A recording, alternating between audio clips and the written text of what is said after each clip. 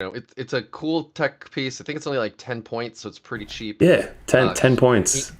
yeah, can't stick it on any um named characters, but it's so good. I've been loving it. Lots of like kill rigs in my meta and stuff out here, and those things have a horrifically powerful flamer on the on Overwatch that I just don't want to ever take in the face. So Surprising, there's a lot of flamers in the meta. Not just chaos, but you got any type of, like, I played Blood Angels guy. He has the Centurions that all have like the heavy flamers and bolters. So it's just a shit ton of shots coming at you. Who else was it? Tau, obviously. Like Tau's a huge crutch against Grey Knights. So just having that little, FU in the back pocket, it's always fun. Because they also have the -2 charge strat. Because they're already saying, all right, well, now you have to charge me further. But you can say, all right, well, you can't overwatch me anyway, so. yeah, so good luck. I want to point out what isn't in here. Can anybody see what isn't in here? There's no Big Daddy Grandmaster Dreadknight up in this list. There's not. So that's interesting. Can you tell me why you made that call? Because I mean, everybody. I mean, you put Sigil of Exigence on him, and either the Gem or Servant of the Throne, and he's just so hard to deal with. I've had games where people just ignore him until they can charge him. I took him out because of Prescient. I needed one person to cast the Prescient power every single time, which is the Tech Priest. The Tech Priest with still 2 dreads in the list is great. So if I brought the Grandmaster, it would have been Grandmaster, Drago, and the Libby. Then I would have to bring an Apothecary, which is an extra 100 points, to cast Prescient Brotherhood.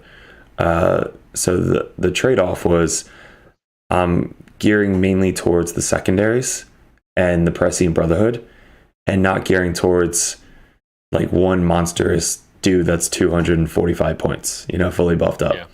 So if I bring a Tech Priest, that's 90 points.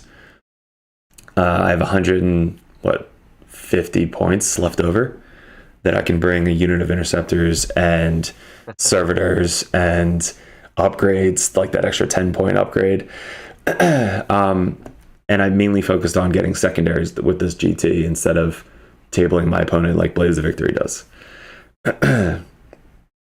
So it's just a different take on the Prescient rather than Blaze of Victory. I think Blaze of Victory, you need the Grandmaster, but Prescient, you need an extra model to cast the CP strat. Right. That tracks. That's awesome. Speaking of which, your Techmarine, Gate of Infinity, Divination, Foretelling of Locus. I think we see Foretelling in like every list ever because it's like the best 20 points in the book. I always say you need it. It's a must. Like anytime you make a list, that's the first thing you put on your character. Those redeployments, a lot of armies have them, but they're CP. Like Ultramarines and Eldari have it, but it's 2 CP. Ours, we just buy it in the list with points. That's amazing. Yeah, so 100%. like if you're like me and you're terrible at deployment and you play Eldari, you have to spend 2 of your 3 CP that you probably start the game with, to actually fix your mistakes. So this is great. I add it into every one of my lists because, again, I'm terrible at this game.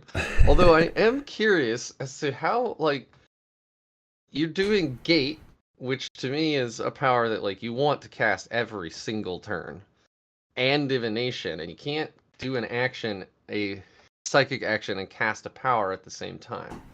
So why did you choose, so the normal combo, the more common combo that we see is you see warp shaping on whoever has Divination. So why Gate? So Gate is because, let's say Drago gets into a pickle and he needs to go out and kill something. or they deep strike in your back line and, you know, Drago somehow blows up. You need still one more model to have gate, because if you're taking teleport assault, like you need that gate to go off. So I'd rather still have the gate on a model than divination. Yes, you're losing a CP, but at least you can try and still cast gate and get 4 points a turn. I stopped taking warp shaping in my list. I was gonna point that out later. Yeah. But yeah. So stop taking it, because I always start in the 30-inch range for my Dreadknights and the Mortal Wound, like Nemesis Tide. Convergence. Yeah, you either hop out of your Ruin or your Rhino and charge something, so you need it, or your turn 2, which then now they're closer, you hop out of your Rhino, charge something, now you need it. So why am I wasting a cast on Tide of Shadows when mostly everything in this game ignores cover anyway? That's a good point. Like, Tide of Shadows, I feel, is clutch as hell into certain matchups, but you know, into like Tau, it's worthless. Into Iron Warriors is worthless. I think they ignore cover, right? My main guy I play is Iron Warriors. Nice. So yeah, you're like, this is a waste of Tide of Shadows is a waste. Yep. And you have it for mainly one turn. Like I've never seen a Green Knight player that doesn't attack, you know, until turn 3. It's almost impossible. You just such like hard-hitting powers, like you just want to go after the opponent. Absolutely. Thanks, babe. And then your final guy, we know him, we love him. Here's Kaldor, Drago himself, the man, the myth, the legend. Gate of Infinity, Empyric, Amplification, and Sanctuary. He knows 3, casts 2. I think he denies 2 as well. He's a little librarian. Like, I think that's... I say that on my show a lot because I think people forget that. He's not only good in combat, he not only has a master-crafted Stormbolter, but he's a little librarian. There's some things that I can say about Drago. He should be a lot better than he is. Oh no! Like 100%. Compare him to anybody else. Like Trajan, he's too expensive. I agree, but he should give the full rerolls to hit and wound. He should think about Abaddon. How do you right? really feel? I know he's not Abaddon. I know Abaddon's 300 points, but like you think Trajan, like for example, he only gives reroll hits. That's it. Then everything within 1 inch gets reroll ones. Like think about Vol. Vol should have reroll hits and wounds, and can give out full rerolls to hit and wound. I think. Like Vol is an example of how Drago should be. Like -1 damage. Yeah. -1 damage, like all that shit. So I love Drago. I think Drago, bless you, is should be in almost every list just because of the utility he does. He's able to cast 2 powers, 3 if you spend the extra CP. He's got the 3+ invuln save, and he's a monster in combat. So he's like the backfield holder. Like you always need that one thing in the backfield, so that way in case they come at you, you can just walk out and kill with Drago. And with Empyric Amplification, Drago has 4 damage weapon, which also counts towards Nemesis weapon. So it does mortal wounds as well. So, yes. Yeah, he has the Titan Sword, which they call it specifically is a Nemesis weapon. Mm-hmm. So you say you use him in your backfield. That means Empyric Amplification isn't up in the front lines with the rest of your dudes. So that's a conscious decision. So that was harder to play this weekend compared to having just the Dreadknight there to walk up and cast it from really close. So what I had to do is play very careful with him. And if I needed to, let's say I wasn't playing Thousand Suns where they could just nuke Drago off the table, he would hop up to the 2nd floor to get line of sight on something and then cast the extra range. So now he's at 18 inches. If he has to get out of the building, I make sure that I protect him to cast it, but he'll try to extend it to try and get on something. Now, I didn't really cast it on a lot of stuff far away, so the Dreads didn't really do a lot. They killed shit that, like the Quins, they killed the Quins bikes pretty easily, or the Quins carriers. They killed the Ork carriers pretty easily. Like anything that didn't have armor contempt died from the Dreadknights, but then everything else that didn't die from the Dreadknights. Yeah. Like I played the Blood Angels player and I shot just a random unit of dudes, and I didn't kill any of them. Like with 2 full Dreadknights, didn't kill one of them. So it's just like, it's a huge crutch to us, the armor contempt. But when they get close, they're dead. Like they don't want to come close to to us, which is hilarious. Yeah, that's interesting. I don't know. I feel like 180 points, your grandma, and like he's not able to give out his rerolls or anything if he's in the backfield. I need to see this played. You know what I mean? Like I took pictures. Like Crow in the back makes sense. He's excellent. Like counter charge. If you like, he fights on death. He's got a really good melee weapon. And usually people slap like warp shaping on him and just call it good. But Drago is like, he's a threat. So if you see any of the games, I changed up my playstyle. I think last time we talked, I was just like, all right, I'm going to throw everything in front of my opponent and see what they could do. Well, now that doesn't work anymore. So you have to start throwing interceptors out one at a time from your building, buff them up, throw them out there, throw Sanctuary on them, and hope they live. Sometimes you might even hop an interceptor out to the center objective, cast Purify Ritual, and then gate them back behind the building again. So there's a lot of like plays that you're doing that to go back and forth to try not to trade low. Like I always want to trade even or high. So like if you're throwing 130 points out just to cast Purify Ritual and then they die, that's a terrible trade. Like that you don't want to do that. No. So I'll have the box of Rhino with interceptors out there. I'll have guys going north to the north objective, which they are usually not buffed up, but the guys going in the center are going to be the ones that get buffed up from Drago. And you can always buff up the Dreadknight as well. So Dreadknight's usually staying back behind the buildings to just peek out, get line of sight. So you put 1 full rerolls on the Dreadknight and then +1 to hit from the Techmarine on the other one. So both your Dreads are at least shooting platforms from the back, 30 inches away. Yeah, absolutely. And the full rerolls to hit on the Nemesis Dreadknight with the Demon Hammer is almost a must. Like hitting on 4s, no rerolls is shit. So you want to get full rerolls. We haven't gotten there yet, but that's another one of your interesting tech choices. I was like, what? Yeah, why the hammer? Your troops, we all bring 3 units of strikes, really. We don't see a lot of Terminators. You bring an Incinerator in every single squad. Is that just a counter charge choice? Like, are you just letting your enemies know they could potentially eat, D6 flame shots to the face if they charge? It's a mind game. It's like an auto-hitting thing, so you can hit some flyers if you need to. But just telling your opponent, like, oh, all my guys have Incinerators in them. Strength 6, AP 1, 1 damage. Knowing that I'll roll a 1 on the Overwatch, but still, they don't know that I'm going to roll a 1. And then... like they don't want to charge, or they try and like get around it or shoot them more or whatever, and like the Incinerator could be the first one dead anyway. But just having that those free upgrades in your units, just one of them, I think is huge. Because like let's say you deep strike a unit and you want to get teleport assault. Well, now you have some bolters and a flamer auto hitting cultists in the backfield is huge. Wounding on 2s. So I bring it really for teleport assault. And just for like the mind game, so that way they don't want to charge my unit. It stopped the Harlequins player, I think, for 5 minutes to think about it.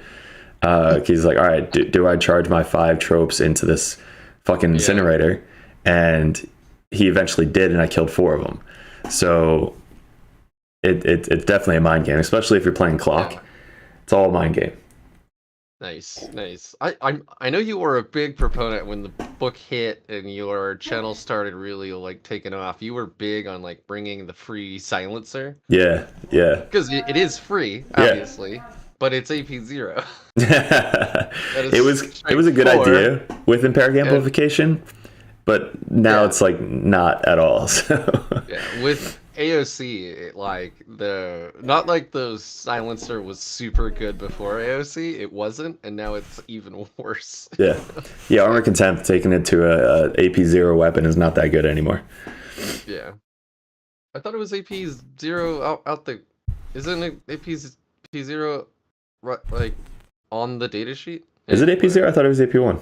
Oh well. Haven't used it in a while.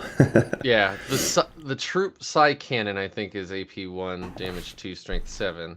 And that's why the heavy one on the Dreadknight is strength 8 minus 2, damage 2. Gotcha. I think it's the same thing on the silencer, but yeah. We have our first question. They're asking you about the Thousand Suns matchup. You fought at the top table at this tournament into Thousand Suns. So do you want to save this question till we talk about that specifically, or do you want to just launch into that now? I could just say it was against like what, TJ Lanigan, who's like one of the top players in the world. Yeah. He's the 30th ranked player on the planet right now. Yeah, so knowing that going into it, I just wanted to do a roll-off, honestly, and then go home. It was like the 6th game. Yeah. But we played it out because he would have got so much shit for it. So his list, he didn't even have to look at my list. He didn't have to really play the game. His secondaries and everything that he did was on his side of the table. And he could have waited till turn 5 to max out his one secondary. So he could literally have played literally anybody and max out his points, which he did, I think, almost every single game. Against me, it was a little bit different with the psychic powers, trying to be able to stop him and cast mine and stuff like that. So it was more of like a 4D chess match. But he made some mistakes. I took advantage of those mistakes, and it was actually a closer game than me and him thought. Plus, everybody around watching us, they were like, "Holy shit! I can't believe Grey Knights did that much to TJ or whatever." But we talked at the end. This punk ass nobody.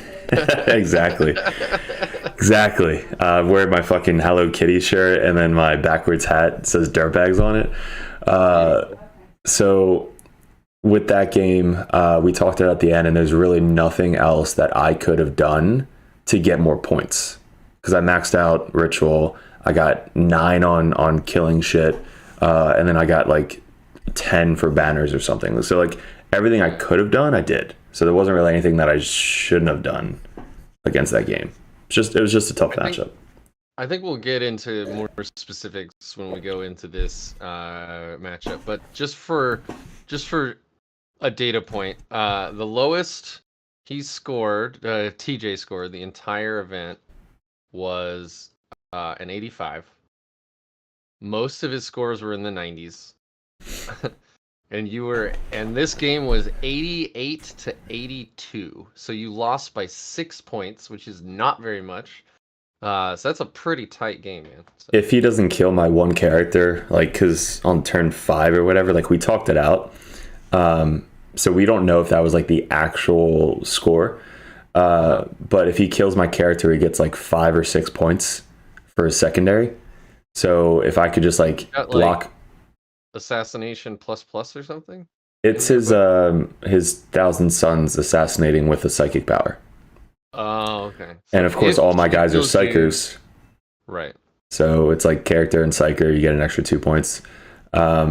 So he killed my guy essentially at the end, nuked him. I didn't make a save or didn't block it or whatever. And that's how he can get 15 pretty easily on turn 5. So if I would have like hid them really well, it would have been like a 1 or 2 point game. That's incredible. I love those nail biters that are that close. But yeah, halfway through the game, he's like, "I think I lost this game," and I'm like, "Yes." Nice. But then he man, what? Sorry. No, and then he just came back and shat on me. Beautiful. All right, well, into your elites here. You got servitors. They're there to run around and raise banners and do deep strike denial. At least that's what I use them for. I also use them as if folks get really close to me with like a big scary unit, I'll charge with the servitors first. It's like, if you want to Overwatch 30 points of models, yep. Do. So that, and also I did it one game where they tied up a Terminator unit. So like think about the fully buffed up Chaos Terminator unit. Yeah. You charge them in, spread them out, base to base, all of them. So that way you charge one Terminator that's like kind of towards the edge. And then your 5 guys can attack that one guy, and he can't pile in to fight first because he's got to pile in 0 inches and attack your servitors. So then you get like an extra round of attacking the Terminators. Yeah. And then you're only being swung back on by like one or two guys. Yeah, which is huge. Yeah. But those Terminators can get like transhuman, resing. Oh, I didn't say it was a great plan. It was just a good way to stop his Terminators from moving forward. I wasn't trying to crap on your play. I was pointing out how hard they are to kill. Yeah. And keep down. Yeah, they're very good. Like, yeah, you can buff the shit out of them. I play Kiva all the time, and he runs the brick in the middle. And I wait till he doesn't pass the trans hitman or feel no pain, and then I'm like, all right, here's my entire army. Now I can pick you up. Yeah. So you have a 3-man paladin squad. We're seeing some paladins come back. I think you're the 3rd guest I've had on playing Grey Knights now in the last few weeks, and they have all had paladins in their list, which is super cool. What an interesting lore unit that we did not see have any play at the start of 9th when we got our book.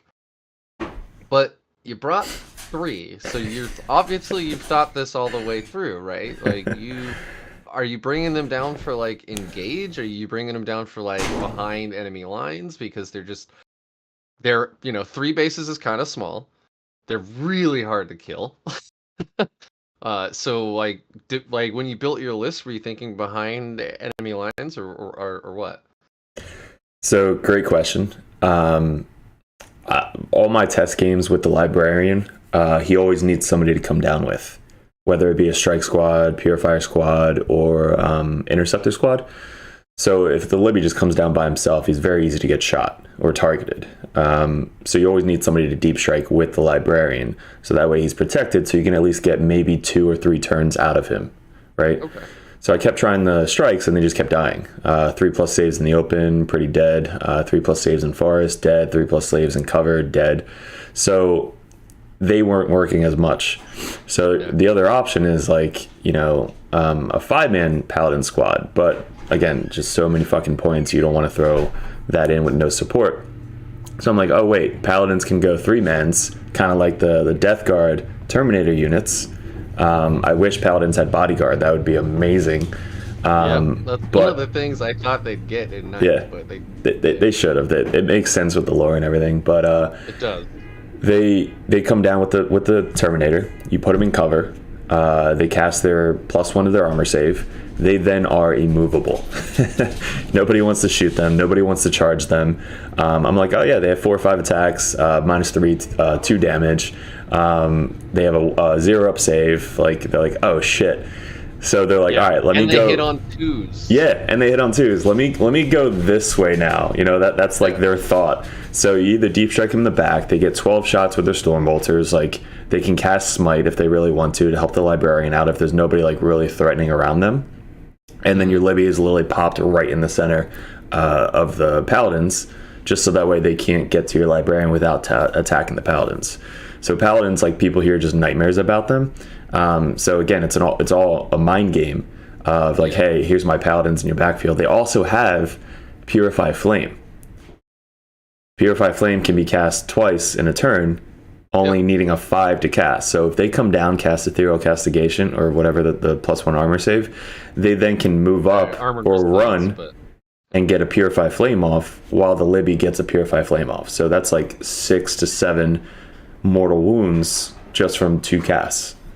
So you always bring these guys down in a blob from deep strike.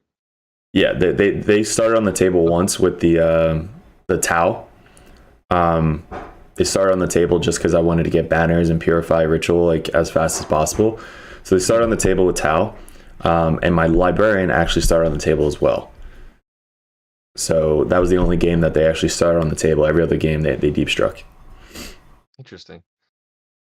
I've tried that play and I could never get the Libby to pop off without spending. You got to spend at least 1 CP to increase the range, and then you So gotta you want to spend 2 for 3d6 to cast, and it just gets so expensive, and then you want to spend a third to get that third cast for the smite, and it's just why do you think I start with 3 CP? Right. and No, running Prescient Brotherhood?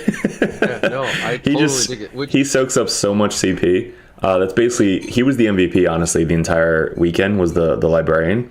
And the reason was because I kind of tailored the list around him. Like just protecting him, making sure that CP is there for him, being very defensive for him. So it's like the whole list was just about like, all right, here comes my Librarian. Can you deal with him? And most of the time they couldn't. Yeah, well, wait till I tell you how much shit he killed this weekend. You add up how many points, it was probably, I don't know, 3,000 points himself. Awesome. Well, we have some questions. So Adam Skinner asked an interesting one, and they asked if you're interested in dropping Sanctuary, and then they ask about warding staves. Those two don't really tie together. Like, Sanctuary is a power, and a warding stave, we don't see them very often in the meta, just because actually yesterday I interviewed, or on Tuesday, I interviewed JP Markwart, and he brought 1 warding stave in a strike squad that he leaves on his backfield. Yeah. And he says occasionally he spends the CP to use the invul if they drop like obliterators back there or something. Otherwise they're just dead. So yes. Oh, I see what he means. Okay, I got it now. I thought, okay, this is my bad, and maybe it's just too... It's 5 o'clock in the morning. Too early. I thought you meant put a warding stave on Drago, and I'm like, that's not a thing, you can't do that. I see what you're saying now. Instead of bringing the Sanctuary power, put warding staves in the squads that you think might need the invul. I got it now. So the thing with warding staves is it's an extra CP that you have to spend, which I don't want to. Anything that you can not spend CP for, I try not to do. With Armor Contempt now, my Sidebolt Ammunition kind of went out the window. So I haven't really casted Sidebolt Ammunition unless it's for like Cultists or Tau, Crude, or something really low that I know I can kill. But Sidebolt Ammunition went away. I never cast Transhuman. Like I think I did once, like all tournament, which is 2 CP for 5 guys. So expensive for us. For no reason. It's so expensive. All of our strats, and the warding staff is just 1 CP for a 5-up invuln save. So it's not really worth it in my eyes because they're probably just going to die anyway. Most things that are shooting your strikes are 2, 3, maybe 6 damage weapons. So you're not really going to live. Like even if you happen to roll amazing, you're probably just going to get charged and die anyway. So I try not to take warding staffs because then it'll tempt me to spend a CP, and I don't want to. But yeah, Sanctuary is a spell that you could get rid of. I know he ran Ghostly Bonds, and I was trying Ghostly Bonds as well, just because of the Emperor's Children Termi brick. But somebody posted in the comments in one of my videos where it's divisioned before addition. So you have to divide their movement before you add their extra 6-inch movement, which I didn't know. I thought it was just like you divide 11 by 2, now they only move 5 inches. So I was like, oh, that's amazing for Emperor's Children, but it's really not. So you divide their 5 by 2, which is 3, and then you add 6, 9 inches. So they have a 9-inch charge on you, so it's like, it's not really worth it. It would only be worth it for like huge demons that move 14 inches or Mortarion or something like that. But I think Ghostly Bonds is not as good as I thought it was going to be. So you can get rid of Sanctuary, bring like another Vortex of Doom if you really want to. But I really like Sanctuary because since I'm running my Drago as like a buffer, he's in the backfield behind the building, and you don't need a line of sight for Sanctuary. You don't need line of sight for Gate of Affinity. They're both 18-inch casts. So you can literally just throw Sanctuary on the guy that ran to the center for a 4-up invuln save for free, essentially. Like, you need to roll 6, but you cast 3 dice if you really need it. You throw Sanctuary on them, you gate another guy, and then that's basically all Draigo's job is to do. When they get close to me, then I can cast Empyric Amplification. But Sanctuary is there just to have an extra spell to throw out for free. I don't know what other thing he can take that would really benefit the army, you know? Yeah, and that's fair. I've had Sanctuary casts on an Interceptor squad, and then have that like Interceptor squad just stick around for far longer than anybody expected them to. You know. And that's my playstyle as well. Is like turn 1, you buff up a squad, throw them forward, cast in the center, and then they charge.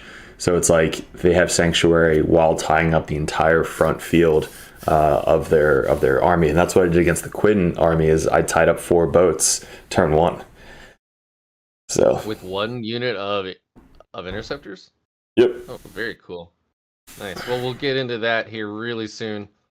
But we got to finish this list. This is how it usually goes. The first like 45 minutes to an hour is just a list.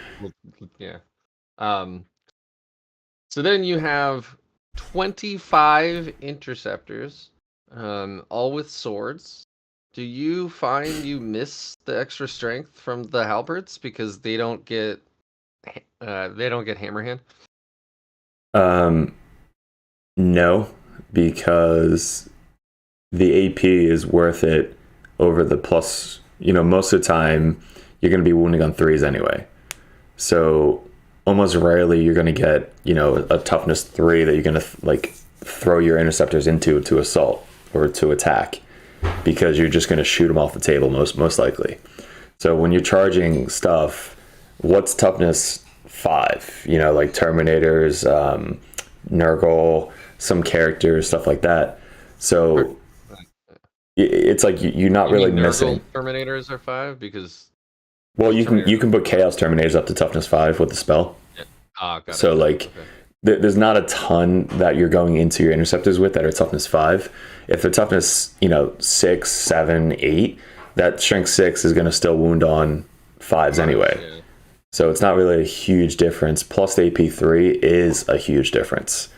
Having them wound on 4s for Terminators rather than 3s. Right, AP 3 -2. Yeah, like 4s for Terminators can kill Terminators. 3s are a lot harder to kill Terminators. Got it. Okay. So I switched to swords, and I don't think I'll ever go back. Thought this through too. Nice. Oh, and it sounds like you always combat squad, and you like buff 1 squad, throw them up, 1 squad, throw them up. Yeah. Okay. Yeah, that's the game plan. All right. Not much to say there.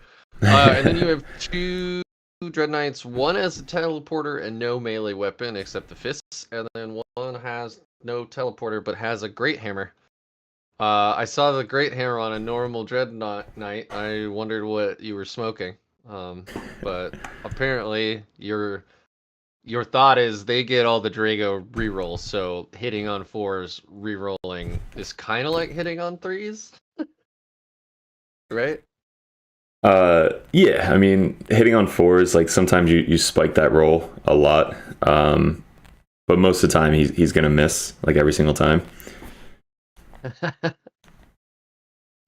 But the Dreadhammer, D3 plus 3 damage, like they again the mind game, they don't want to charge the the guy that does that much damage, even though they don't know that he doesn't hit for shit. So anything that like I need to blow up a tank or do crazy to possessed or something like that, he just hits them once and they die. AP4 also is a thing. So 1 for the teleporter, he's the guy that if I need to get teleporter sawed off, I do. And if I could try not to do 2 CP, I try not to. But it's there just in case for the second day. Shunt is so expensive. Yeah, 100%. It used to be free. Yeah, like even if it was 1 CP, I'd be all right. That's worth it. But then he also is like the guy that can fall back, shoot, and charge as well if needed. So I don't think you need 2 of them in your list, just because the one that I play that has the Demon Hammer is very defensive. So you usually get shot off the table rather than fought in melee. So him in the backfield with Drago, like, you're not really getting to my backfield. And I'm just going to keep shooting you from afar with my Dreadknights. I've been super cautious with my Dreadknights recently. And they actually live past turn 3 sometimes. So they're more of like blowing up rhinos and like planes and shit like that. They don't really kill a lot of infantry now. But they're just there to blow up some tanks and be kind of defensive units. When you only have 2, like back when 9th was, when we first got our 9th book and you could run 5. That's amazing. I missed that. It was great, by the way. Yeah, I missed that. 2 Grandmasters is better than 1. Who knew? But you could, you could throw them away, kind of like trade them. But when you have 2, you're really relying on that firepower because it's our only real decent choice for higher strength firepower. And you said the one had a great sword, right? The teleporting one. Yeah, that's actually. I was gonna apologize. I misread it. I thought you just made me have a heart attack. But like I literally was like, did I just fucking cheat like the entire weekend? No. I looked at my list. I was like, wait, did I have the greatsword on him? It was there. I just totally skipped over it. So he's the melee one. Like if I need to do a sweep attack, he has the teleporter. So he's the one that I can really use offensively or defensively. Is putting the greatsword on that one. Baby. Yeah.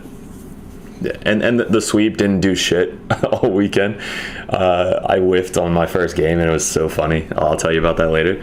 But the weapons on them are more of like, what if this could happen?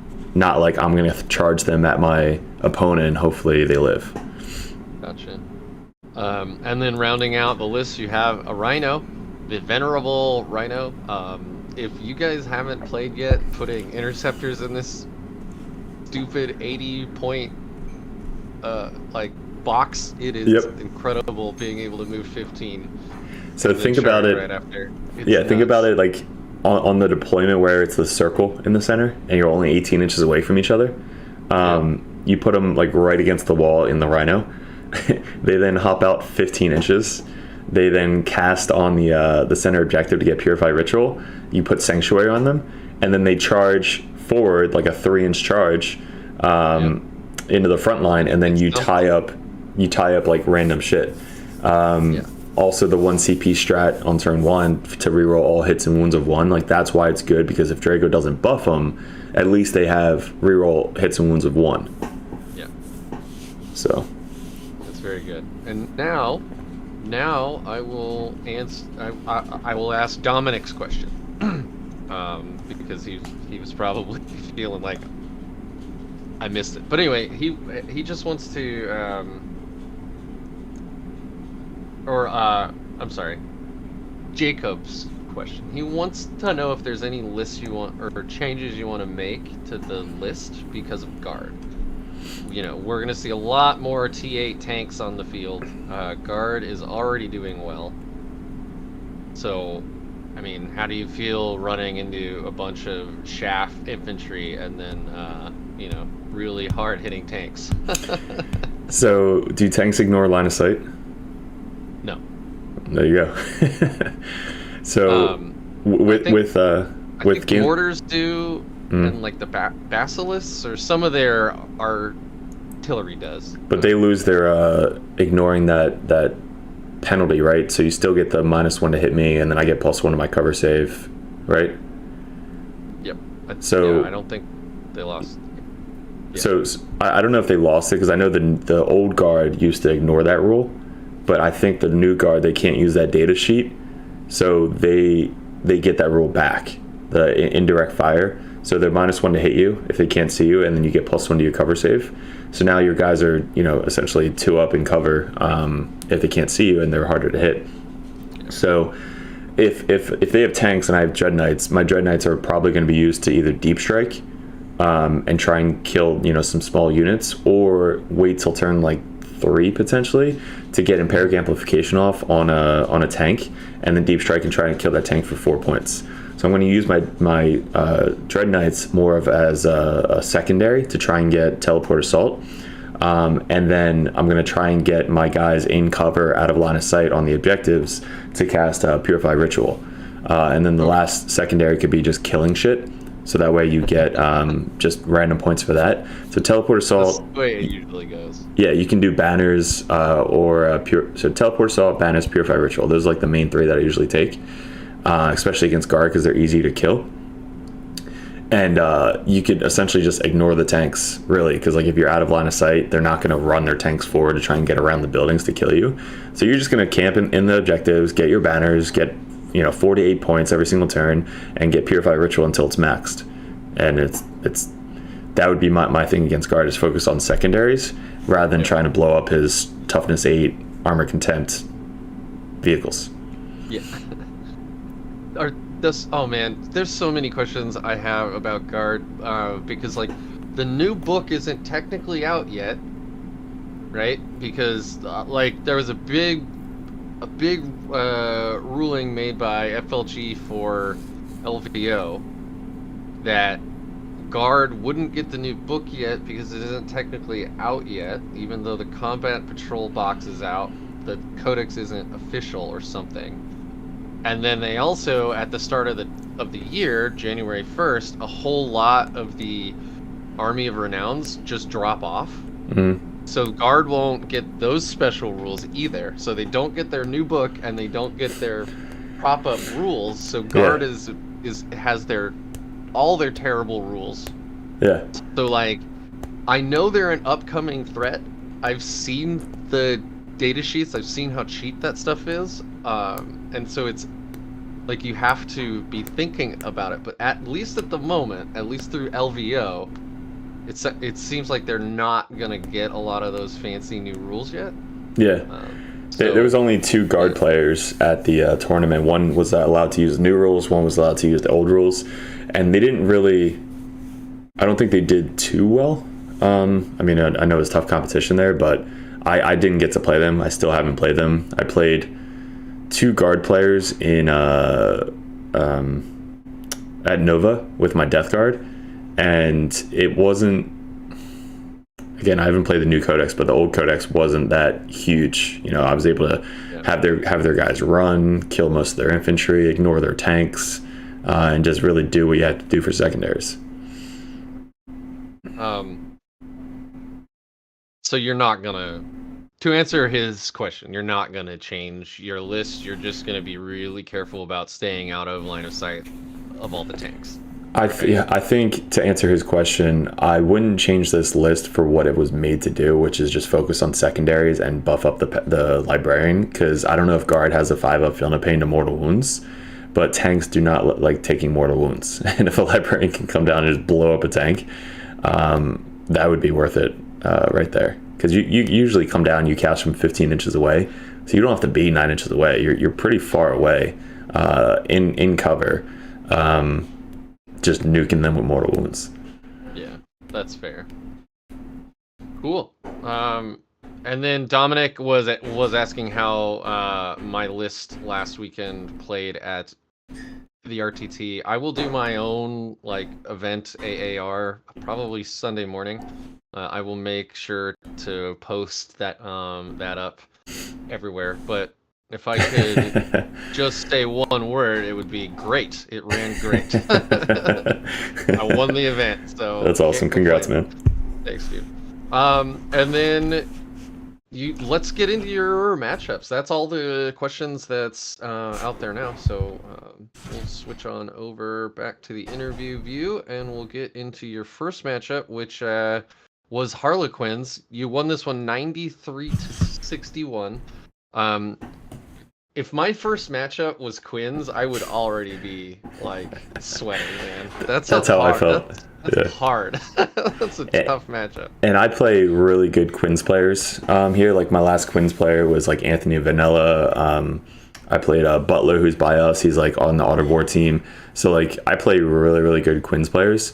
So going from like that Quins player to like somebody who hasn't played in a while is a huge difference. So I kind of lucked out the first turn, because he used to actually play at that store and he used to win all the tournaments. So he was really good like a year and a half ago. And he just came back in and got picked up Quins.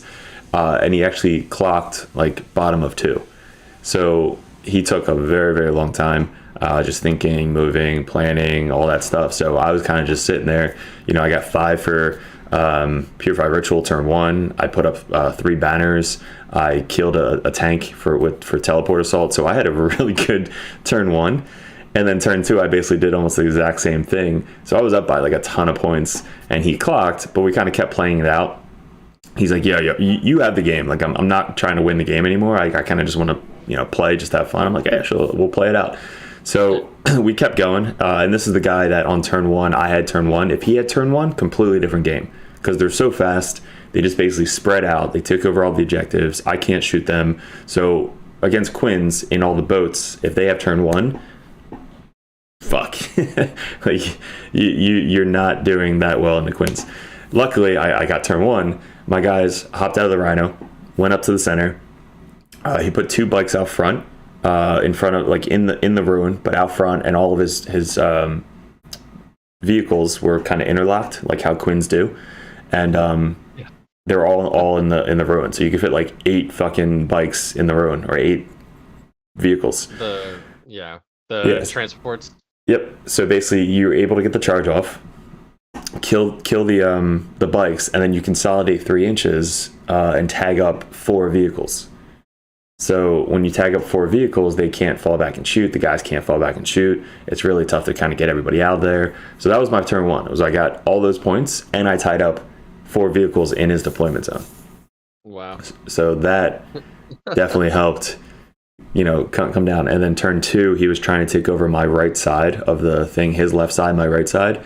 So during that turn, the Pallies came down, Librarian came down, Strikes came down, and I gated a Dreadknight all on that side of the table. So literally he was just walking into murder. Librarian came down and blew up like 2 boats. The guys inside the boats then died to all the bolter fire. And then we kind of just... Yeah, and then my top left side of the map, I had 1 strike unit just chilling there the whole game because he never came up to it. So they were just getting their banners, casting their ritual, and just chilling. So most of the battle was happening on the right side. Yeah. But the flamers made him think. That's good. I mean, they're free, right? Yeah, exactly. Strength 6 flamers are pretty cool. Yeah, especially into T3 bodies. Yeah, AP1, T3. It's I mean, you do the math and you think about it, and you're like, oh yeah, storm bolters versus T3 bodies. You're like, okay, well, of course that's good. But then when you actually do it, when you're rolling it, oh man, it feels so good. Like, especially when they have a 4-up save, like they just die.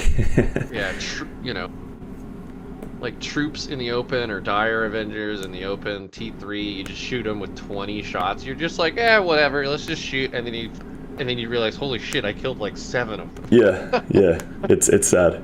They're so glass canny. Like if they get to you, you're dead. But if they get shot, they die. Yeah, they're monsters in combat though. Yeah, so I lucked out that first game. Like it was tough. Quins, but I lucked out with just his play style and clocking on turn 2. Cool.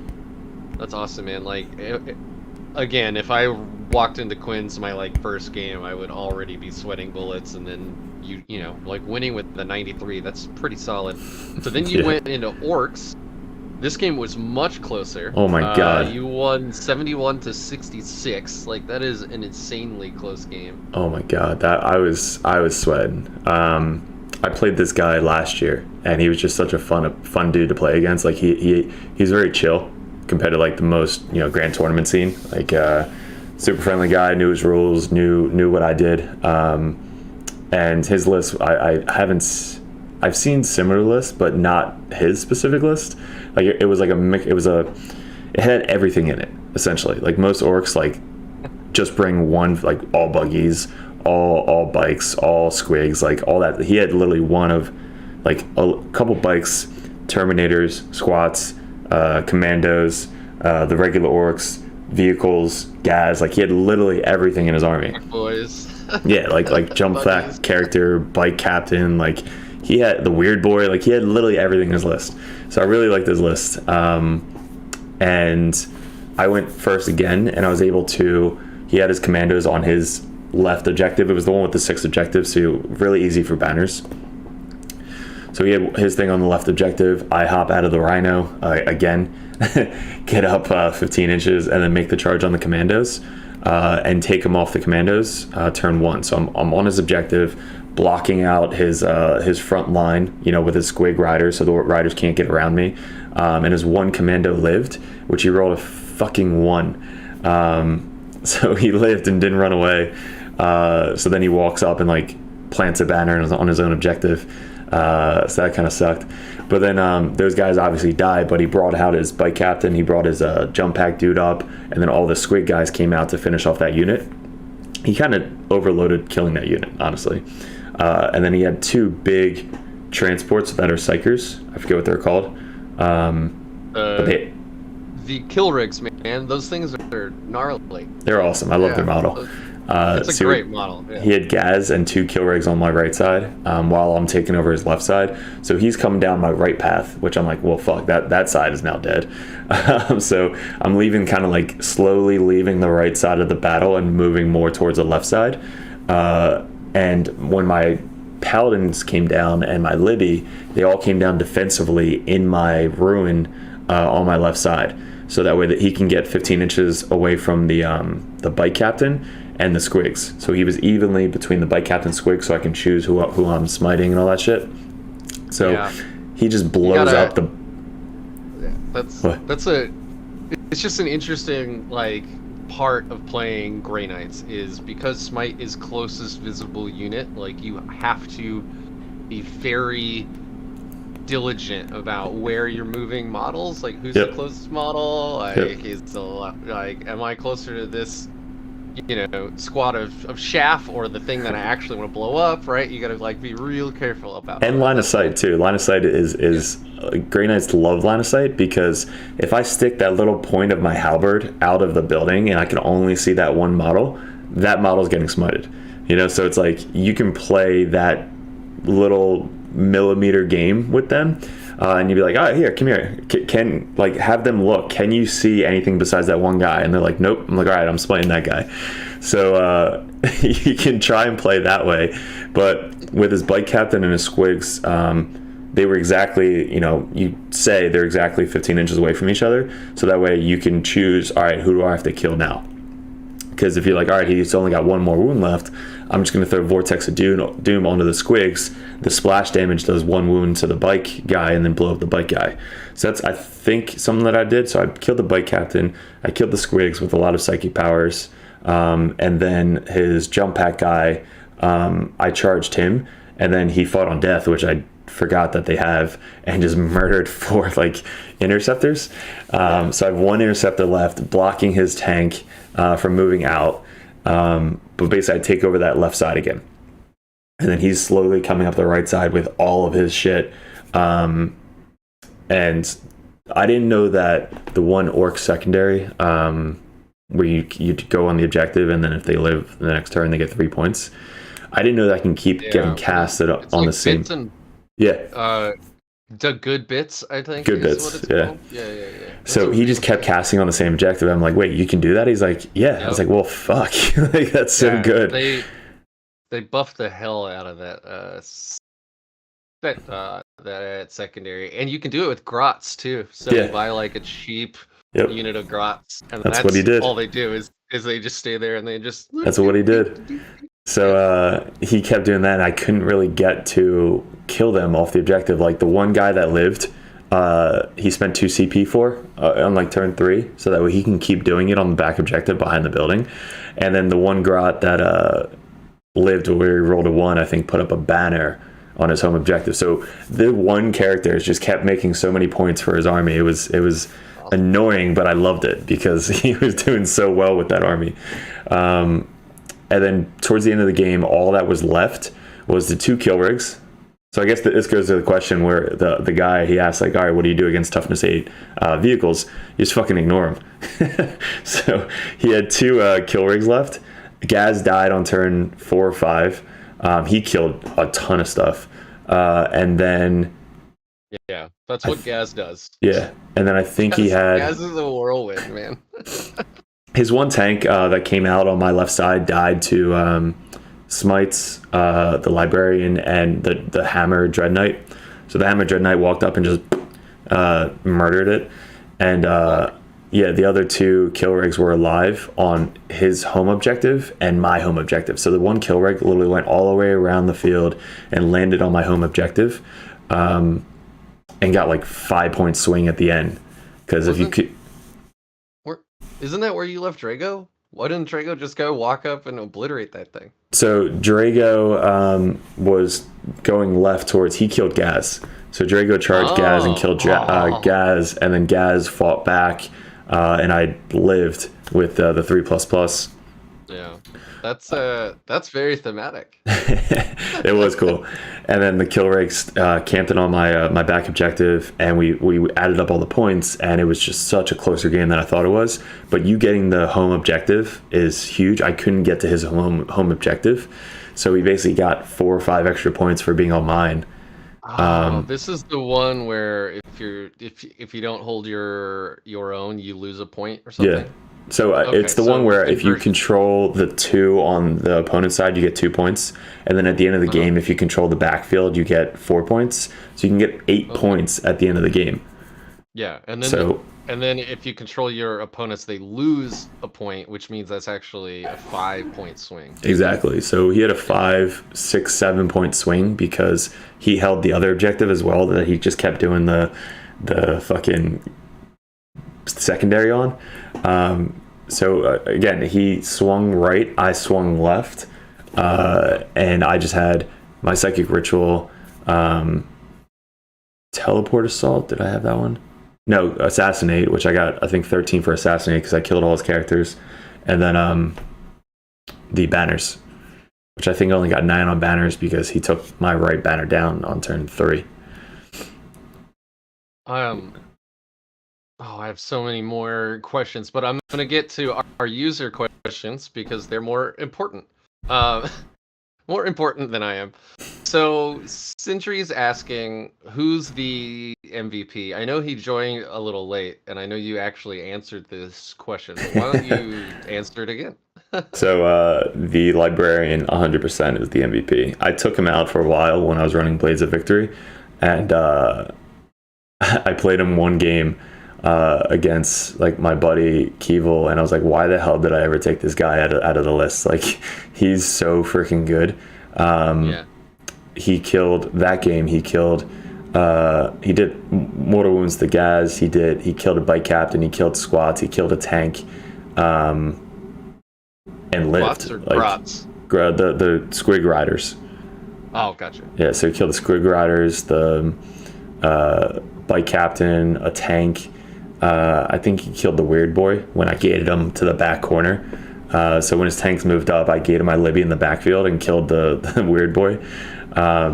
So he's just a murder machine. I think every game I used him the most that I possibly could by extending the range, casting 3 dice, and if I needed to cast an extra smite, I did.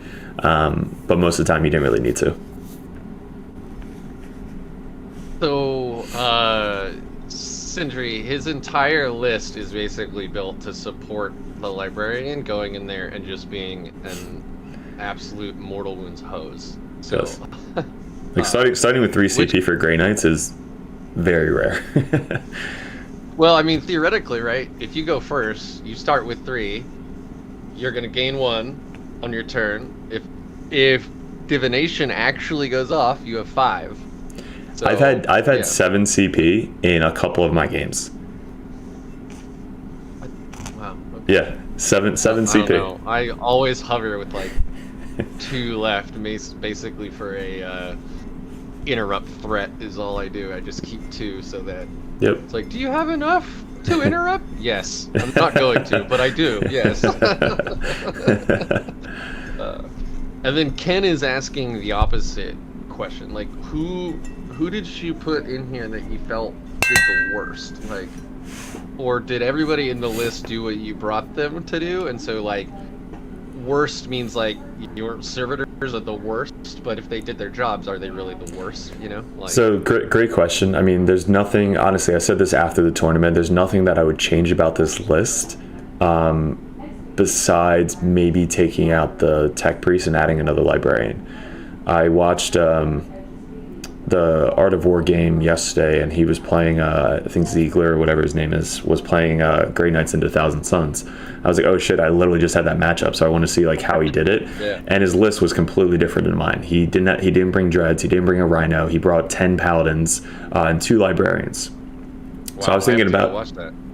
I was thinking about the Librarian, 2 Librarians before I saw that, so I was like, oh, maybe I could bring 2 Librarians. But then again, I need somebody to cast Divination. So the Tech Priest is mainly there for Divination and buffing and healing up the Dreadknights. So my list specifically, I don't think I would change anything. It performed the exact way that I thought it would perform. Maybe take out a Dreadknight for more shaft. Like, maybe that would be it. Okay. But I did like the 2 Dreadknights, one staying on the field and one deep striking for teleport assault. Yeah, so honestly, I don't think I would change my list. I really do love to see these list changes that we're starting to see now. I mean, you're not the first person to mention a second Librarian, and you bring them to basically kind of do what Drago does. They're a supporting caster. I've actually seen one list in the Grey Knights Discord floating around where they brought 2 Mortal Wounds Libbies. One obviously won't have Psychic Epitome. Yeah. But, like, you can stack up Purifying, Flame, and Smite. They can both cast it, you know, like... So he had the Librarian with Sigil on it. So he had Purify Flame, Vortex of Doom, and the Sigil. So that Librarian was probably deep striking, and then, you know, somewhere that melee units weren't, just shooting units. So that way when he comes down, he does all the things, and then when they target him with a shot, he then just goes somewhere else. He goes away. Yeah. Yeah. No, so he had that, which I think I would do. So it'd be 2... play with more of that jank, because we have some jank. Yeah. And we're not really, like, the meta isn't really using it, but when you're, you know, ranked in like a mid-tier army, I think playing with the jank is the way that you win, you know. That's awesome.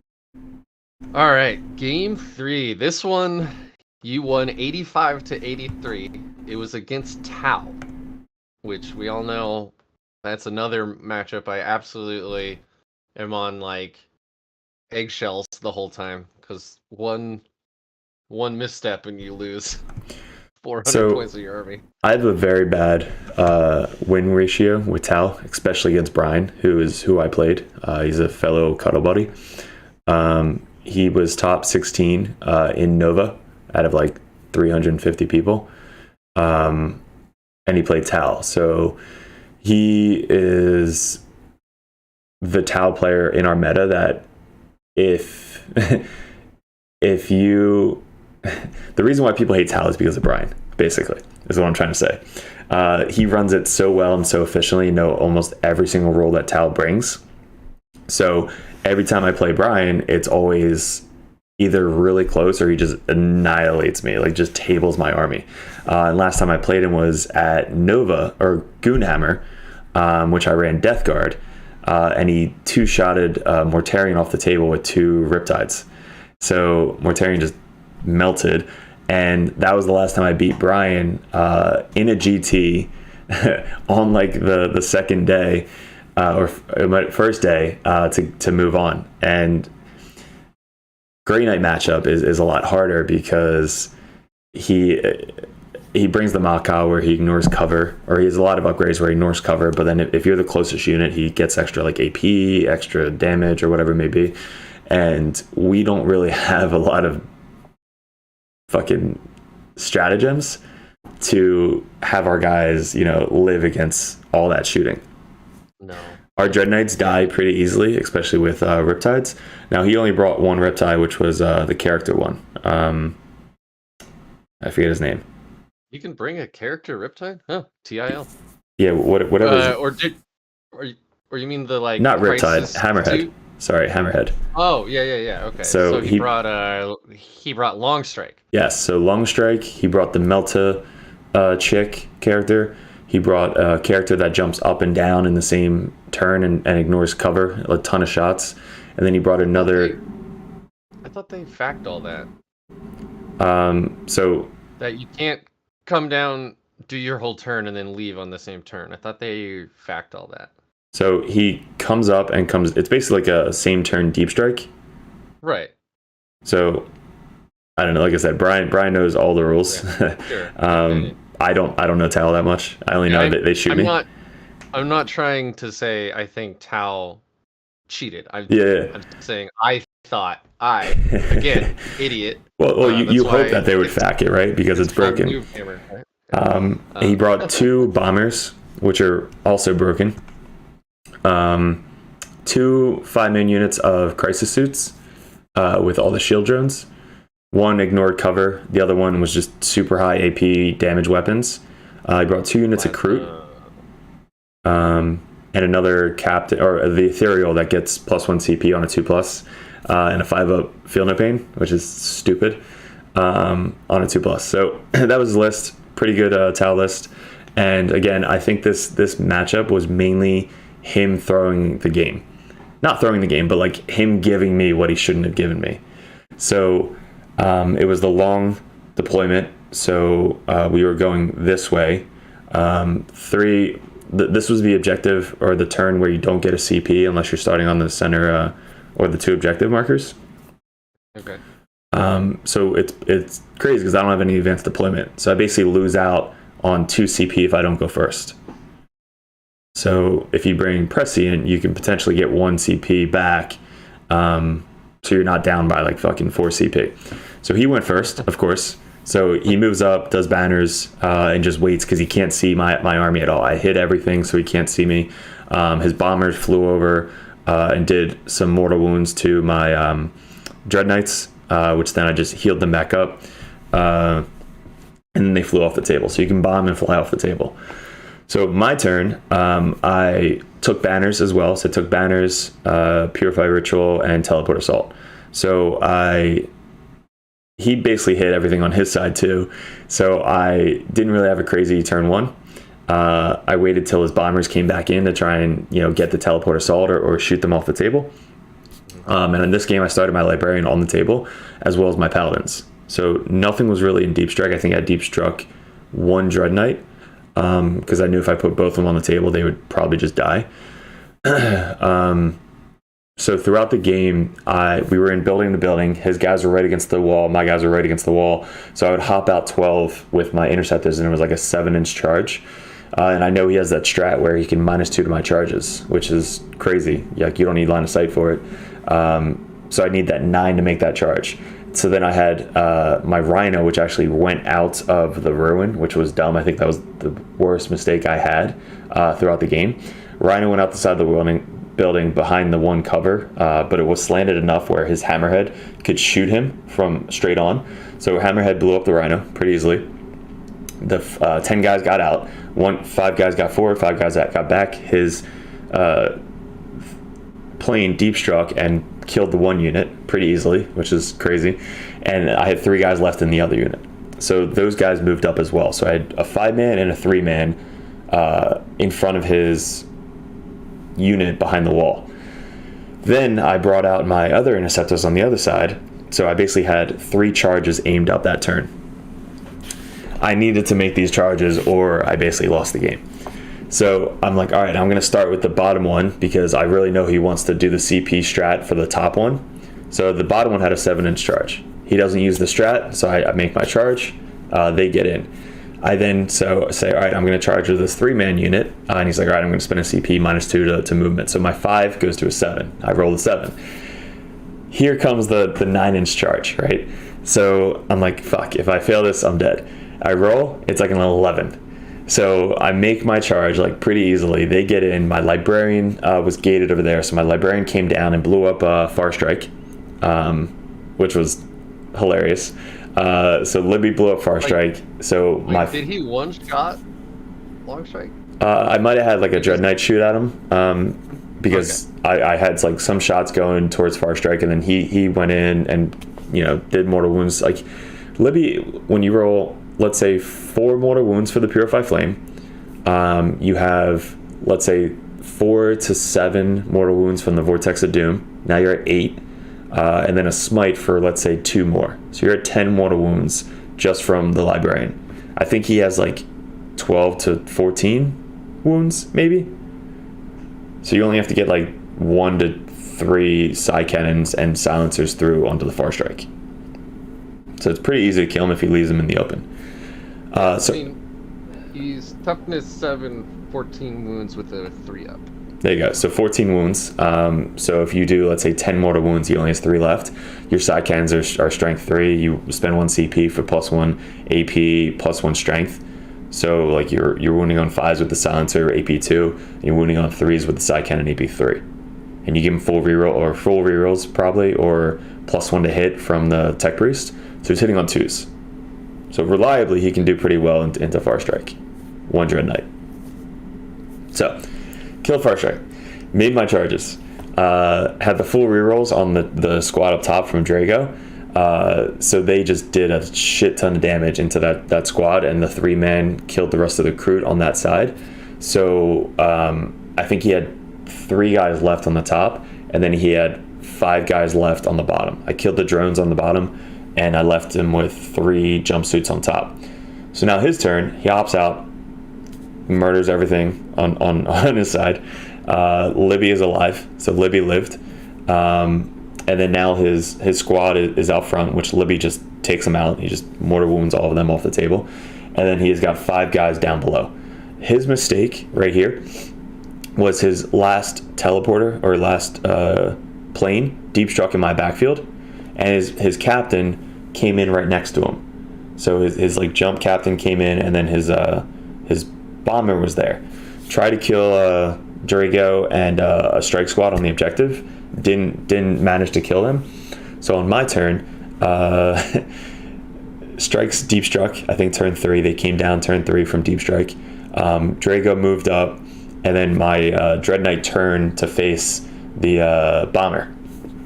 I had closest target was the captain, so I smited and shot the captain a shit ton of times. Captain was left with 1 wound. He saved 1 drone, and I knew what he was doing with the drone. The drone can then get thrown up in the air to stop a shot on his plane, which he does all the time. So I shoot everything into the plane, and the plane takes all the shots, and he rolls a 6 to blow up. Well, when those planes blow up, it's D6 mortal wounds. Well, his captain only had 1 mortal wound left. So he rolls a 6 to blow up his plane. His captain dies. So he literally lost the plane and his captain in 1 turn. On the other side of the table, my mortal wound Librarian does 7 fucking mortal wounds to his captain on the back objective, killing both shield drones and taking the 1 captain down to 1 wound. So I have like a random paladin left, some strikes, and like a random dude in Interceptor, all shoot storm bolters at this last captain on the back objective, and he finally on the last thing rolls a 2 and fails to save, re-rolls it, rolls a 2 again, and it dies. So I killed both captains and the plane in 1 turn, just full swing, full tilt into the Grey Knight side. His last ditch effort was to move up his 5-man squad up on top of the center ruins, 16 inches, so just fly 16 inches, and he tries to shoot off the Paladin, the Dreadknight, and the Strike Squad. Well, the Paladin made 2 5-up saves, like AP 4 or whatever, made 2 5-up saves to live, so he didn't get his bonuses because the Paladin was the closest model. He wanted to kill the Paladin and get his bonuses on the other attacks against my Dreadknight and the Strikes, but the Paladin fucking lived. The 1 Paladin lived at Makai, whatever they call it. Yeah, Makai. So that Paladin was fucking MVP that round, and So he literally has his 5-man unit in between my Grandmaster, Strikes, Paladin, and Dreadknight. So on my turn, they literally just all moved up and just murdered that unit. And this is where I made my mistake. It's such a close game. If you're going into turn 5, you have bottom turn 5, and you have like 10-15 minutes left on the clock, take your time and count out the points to see where the hell you're at in the game. Because if you don't count out the points and like on turn 5 you're like, oh fuck, I should have done this, this, or this to get 5 points. Well, now you just lost the game because you didn't count the points going into turn 5. So that's what I didn't do. Instead, I gated my Dreadknight from Drago over on his side of the map to try and kill his Ethereal, when I forgot that there's 3 Kroot left on the back objective behind a building, where the Dreadknight could have literally just gated over there, shot everything into the Kroot, and killed the Kroot for 4 points. Yeah. So I lost 4. That's another, like, a quick tip, and I do this too. Like, when you're playing these games, especially when you're like, you know, game 3, tired as hell, you've been playing all day, right? Like, walk around the table. You don't have to sit on your side, right? Mm-hmm. Like, and I'll forget entire units shooting because I forget that I put them in a ruin that you can only see from like my opponent's side of the table. Done so that plenty of times. Walk around the table, yeah, like, and then you'll be like, oh yeah, there's a unit there. I forgot. Yep. So me shooting the Ethereal did literally nothing. The Ethereal lived with like 2 wounds left. All the Dreadknight had to do was kill the Kroot to get me 4 points. So I lost out on 4 points for Teleport Assault. My Librarian was trying to get line of sight onto the Ethereal, which I couldn't get. And I was really too far. I was outside of 15 inches. So I was spending too much time trying to get my Murder Librarian to finish off the Ethereal, but I couldn't. So I wasted time on there. And I could have just stayed, like, walked backwards and casted Empyric Amplification, or casted Purify Ritual on the back objectives just to get more points.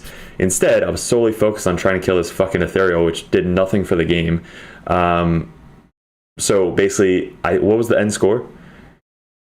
It was 85 to 83. Yeah, so I should have got 4 points for Teleport Assault, and I should have got maybe 2 more points for Purify Ritual.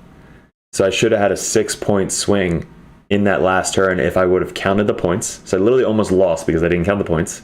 And I should have focused more on just getting easy points for the last turn. So that was the biggest mistake I had. And he gave me essentially the game by deep striking his fucking guys in my backfield, blowing up his own commander, and me rolling like fire on his other commander to do a shit ton of mortal wounds. That's awesome. So that was such a close game.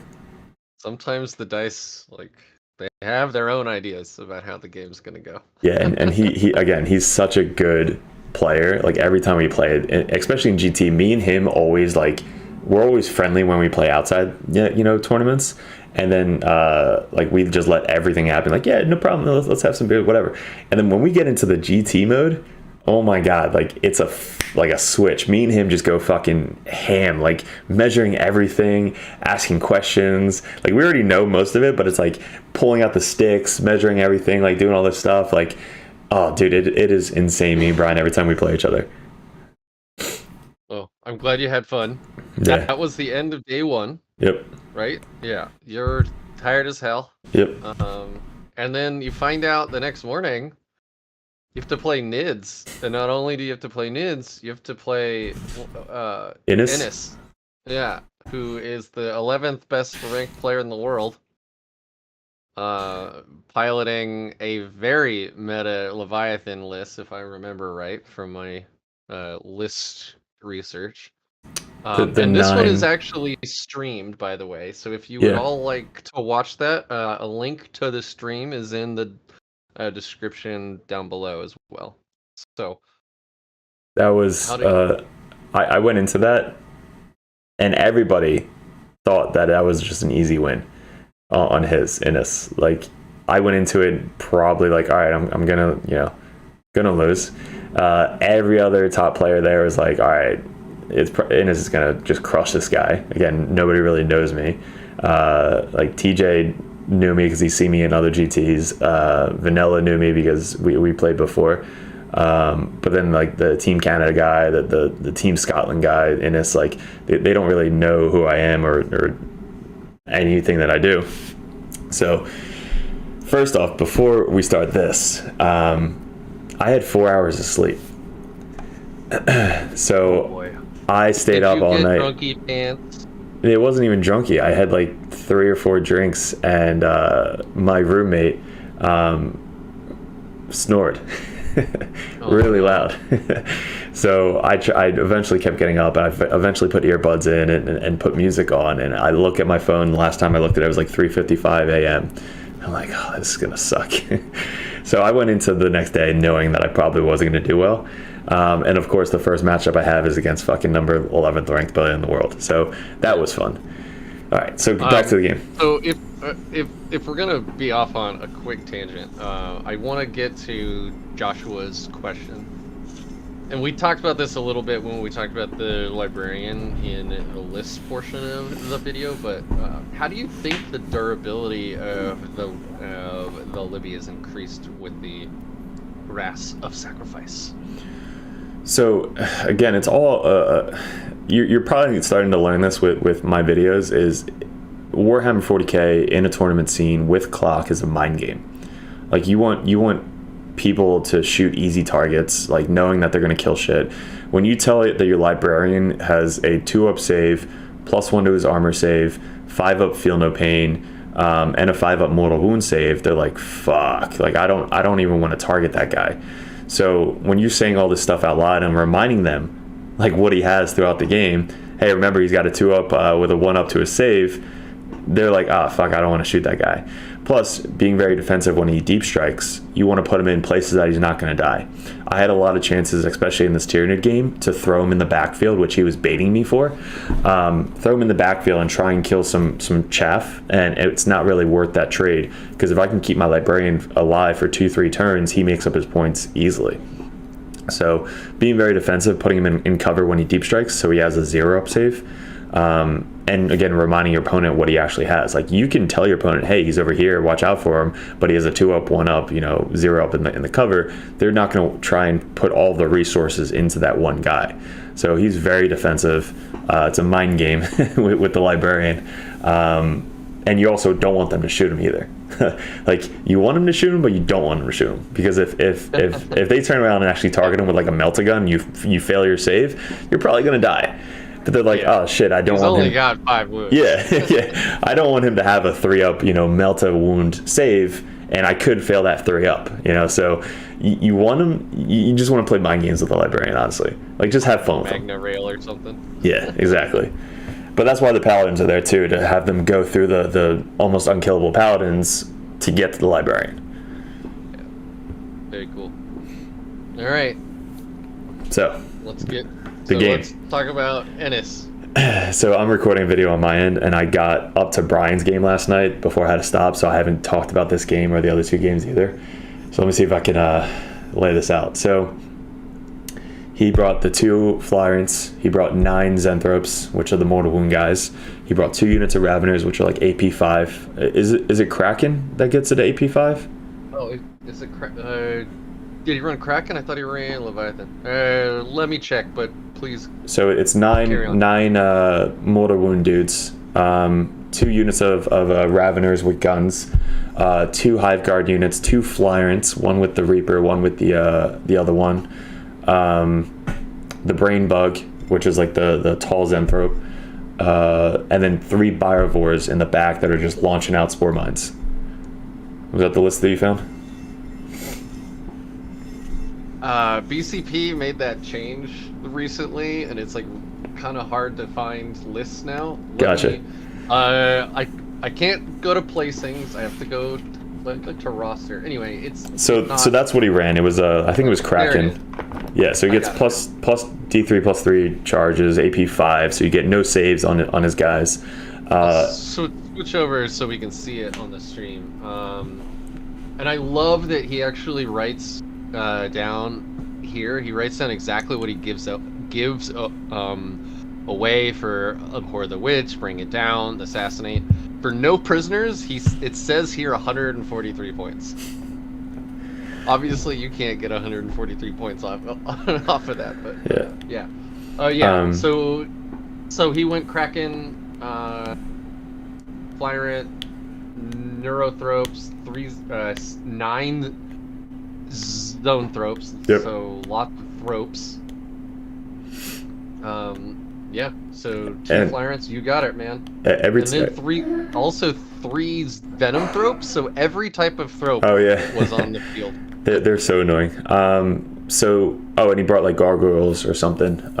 Yep. And a squad of warriors, which are always in the back. Gargoyles are flying OBSEC, right? Yeah. So good. And they have really good strats too. Like they can come back. They have like -1 damage, -1 like attack. Like they have really good defensive strats for the gargoyles. Awesome. So you can watch the stream because like it literally was insane how close and tight he played. So nothing against Innis, but I came from a game called War Machine, which is measured to the millimeter. So we always had like sticks that we use and measuring all this shit out. So I'm a very, very tight player, and I brought those tools into Warhammer, and my whole team did as well. So on turn 1, he hopped out his gargoyles to put a banner on the center objective. He put banners down on the other 2 objectives and kept everybody behind the building, so I couldn't really see anything. My turn 1 is I hopped my interceptors out of the ruin, buffed them up, put sanctuary on them, put down 2 banners, and I casted Purify Ritual on the 2 objectives. I can't get the center objective because he's OBSEC, so I can't cast unless I own it. So I couldn't do that. But my plan was to try and clear off the gargoyles on turn 1, sacrifice my interceptor unit to try and just leave them on the center objective, take down his banner, and kill the gargoyles, because I know the gargoyles can do a shit ton of stuff if he keeps them alive. So I make that charge, like it's a 7-inch charge. I make that charge, and I put one guy in 1 inch away from the gargoyle, and my other 2 guys were pretty close. So he goes like, I don't think you'll be able to get 4 guys in there. And I'm like, I could definitely get 4 guys in there. He's like, nah, I don't think so. So I'm like, well, it's half of a half. Like I move 3 inches, and then I only have to be half of a half for second rank. So I'm like, are you sure? So I pulled the measuring out, and I put one guy, like before I move anybody, I take a dead guy and I put him like where I wanted to move him, and I measure half of half. I had like an extra inch that I could have moved to get into my second rank. And like I had so much room. And at that point, once he said that, I was like, all right, man, I'm measuring everything now. Like every single thing that you do, I do. We're bringing the sticks out. We're measuring. We're calling each other out on everything. And I knew that's how close this game was going to be. Like top player, GT. He flew all the way over here to play. So I'm like, all right, we have to make this game as tight as possible, which is what we did. Moving on. So I made the charge. Killed the gargoyles, finished them off pretty easily because I had full rerolls, wounding on like 3s with mortal wounds. So we finished off the gargoyles. This is where he made his mistake. This was, I think, the killer for the Tyranids, and everybody will say it.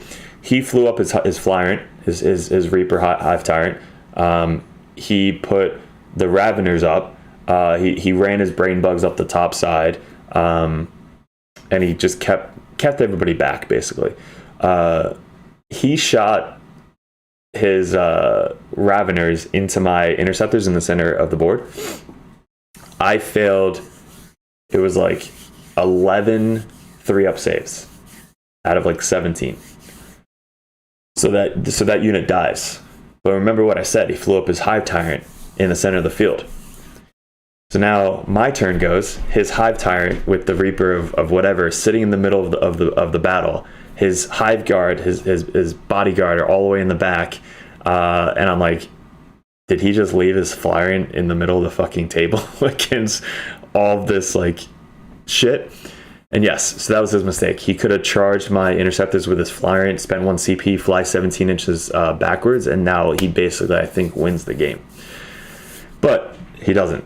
I fail all my saves, all my Interceptors die, he has nothing to charge, so the Flyrant is literally just sitting in the middle of the table. Oh, got it. Yeah, he can only do that if things are still alive, right? Yeah, so if he kills the unit, he can then fly away, or just... That's okay. Yeah, so like he needs to do something to fly away.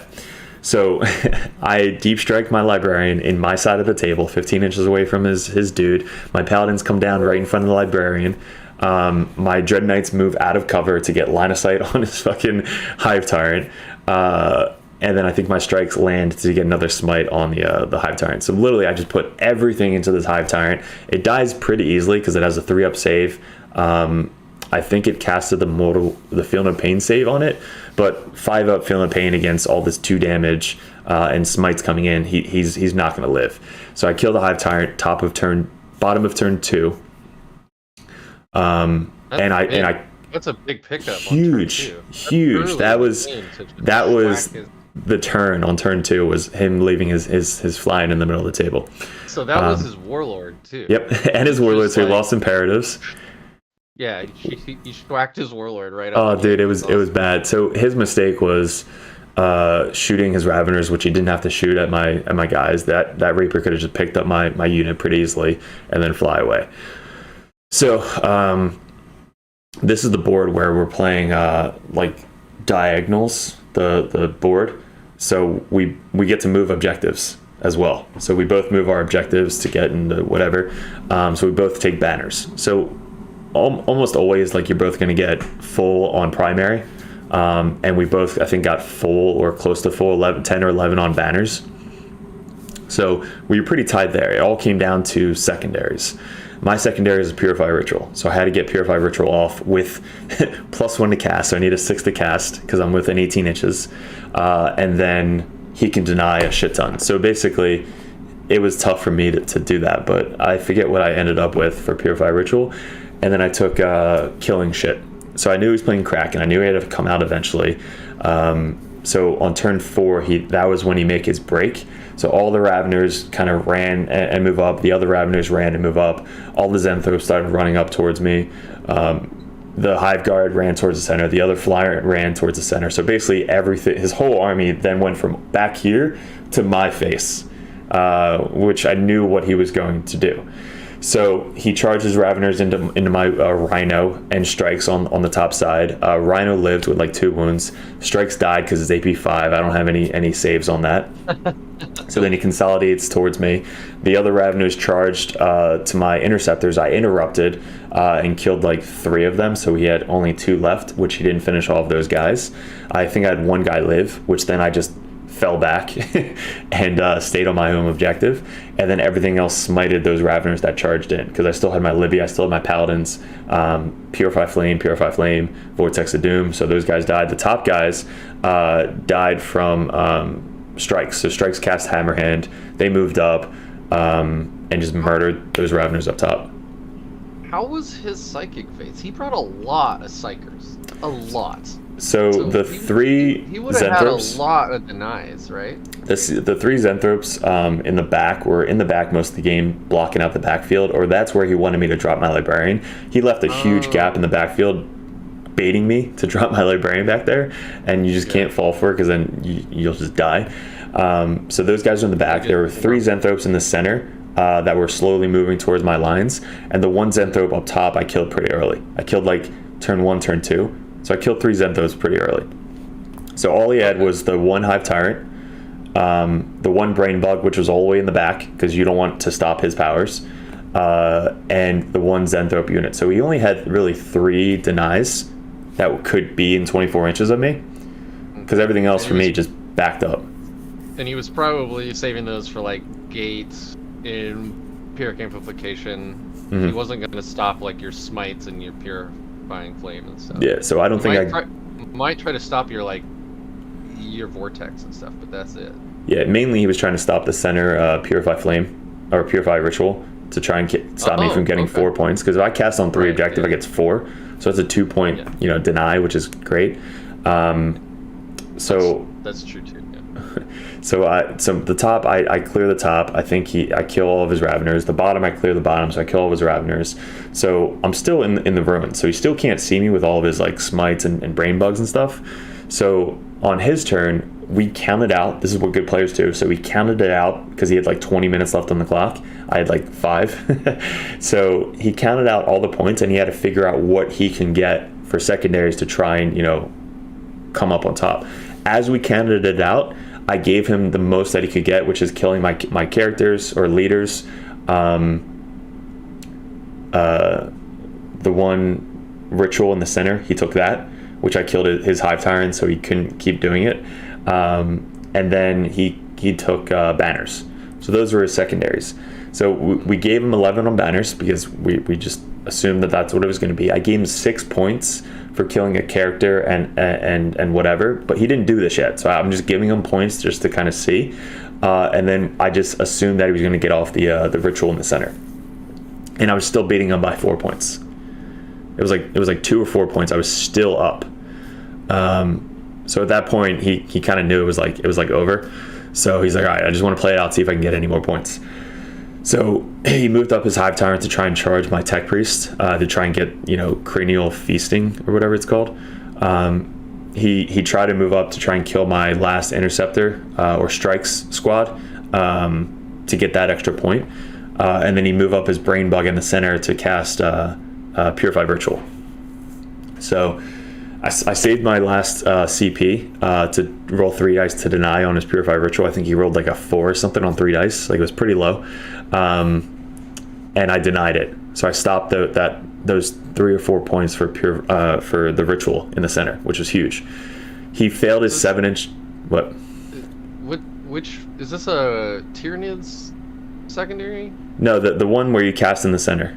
The Ritual. Oh, Warp Ritual. Yeah, so he was casting that in the center. Right. He was doing it with his Hive Tyrant, but his Hive Tyrant died turn 1, so he didn't really have anybody else to do it with. His other Hive Tyrant flew up 17 inches and was, I think, 7 inches away from my Tech Priest, which if he kills the Tech Priest, he gets like 6 points or something. So, yeah. So he failed the charge. Like he rolled like a 5.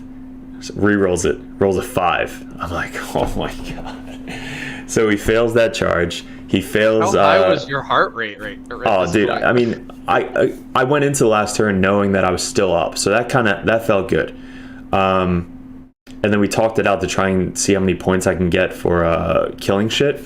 So I figured that I can kill his Hive Guard in the center of the thing. I felt like I can kill the 3 Zenthropes. And I think that was all that I can kill on my turn. So at the end of the game, I think I got like 7 to 9 killing shit. I got Warp Ritual, I got like 10, which wasn't really a lot. And then Banners, I think I got like a 10 or 11. So my secondaries beat his secondaries because our primary was tied. So he got, I think... That's the name of the game at like high tables. That's what wins you games. Like, 100%. You go into... Like, at the list building stage, you go into it assuming you're going to max out your primary or at least tie with your opponent, and it all comes down to every point you can scrape out of your secondaries. This is the best I've ever done with Tyranids. I got Feasting, he got 4 points. Ritual, he got 3 points. So 2 of his secondaries, I kept them to 7. Mine were Purify Ritual was a 9. Okay. Banners was 10, and Kill Shit, I got 10 points. So I kept his 2 secondaries to a 7. That's incredible. That was insane. And again, that was against somebody that I thought I was going to lose. Everybody thought I was going to lose. So after beating that guy on stream, first game with 4 hours of sleep, I was like, fuck. I gotta play 2 more games. like I got nothing left. It was brutal. So we go to lunch. We're trying to plan out, me and my team, on who I'm gonna face, because it's me, Tony, who's a top Sisters player, TJ Lanigan, or I can get the pair down. So or I think Squats, Voltan. So Votan I'd never played before, so I knew I was like, well, that's gonna suck if I get paired into them. Or I can get the pair down. I don't. Yeah. So anyway, please. I luckily, how it worked was TJ and Tony paired off against each other. So those two were playing against each other on the second game because they were both undefeated, and I was the last undefeated to get the pair down. So I got the pair down, who was Zach, who just lost to TJ, and Zach's a local guy too. So Zach is a really good Blood Angels player. He actually came up with us. Pretty cool to see Space Marines making it this far. His I guess list Blood is Angels very are the good. only Space Marines making it this far at this point. But His list that he made, he's been running it for a long time, and he's tweaked it here and there. But I really like his list. It's got a lot of utility everywhere. So I played him because he was the wind path, like the most wind path. I was automatically going to get him. So I was like planning for all these different like random pairings, but really it was just going to be him the entire time, which I wish I knew that. Oh, interesting. So you're talking about like run of show or whatever it's called? The wind path determines like where your pairing is going to be. So since he was the only one to go like 3-1 or 4-1, it was automatically going to be him into the pair down. Yeah, into the pair down. So okay. Like Vanilla, he lost his first game, so his win path was 0. So I was never going to play Vanilla because he lost the first game, even though he won the last 5. So it was whoever won the most games leading up to that matchup. That's kind of how it worked. So Blood Angels game, I played him before last GT at Palladium against Grey Knights, but I ran 4 Dreadknights with Blades of Victory. So a little bit different of a list. He ran 2 Golden Boys, jump pack guys. He ran the leader of the Golden Boys, the jump pack guy, Dante. He ran a Apothecary that could bring back dudes. He ran 5 Centurions. He ran the one character that has Fight Last and 5 up mortal wound saves within 6 inches, which is huge. He ran a tank, which you don't usually see, T8 battle tank. And then he ran a skimmer with 3 last cannons and a missile pod. He ran 2 advanced deploy units, the snipers. And then he ran 2 units that can't deep strike within 12. I forget what they're called. What was his name again? Sorry. Zach Hiltz. Yeah. So very different Blood Angel. Oh, and he ran 5 of the jump pack Murder Your Face squad, Death Company, with 3 hammers. I was gonna say I'm surprised I'm not hearing Death Company. So if he has first turn, he's in my face and just murders something. Last time I played Zach, 3 of those guys killed 12 of my strikes.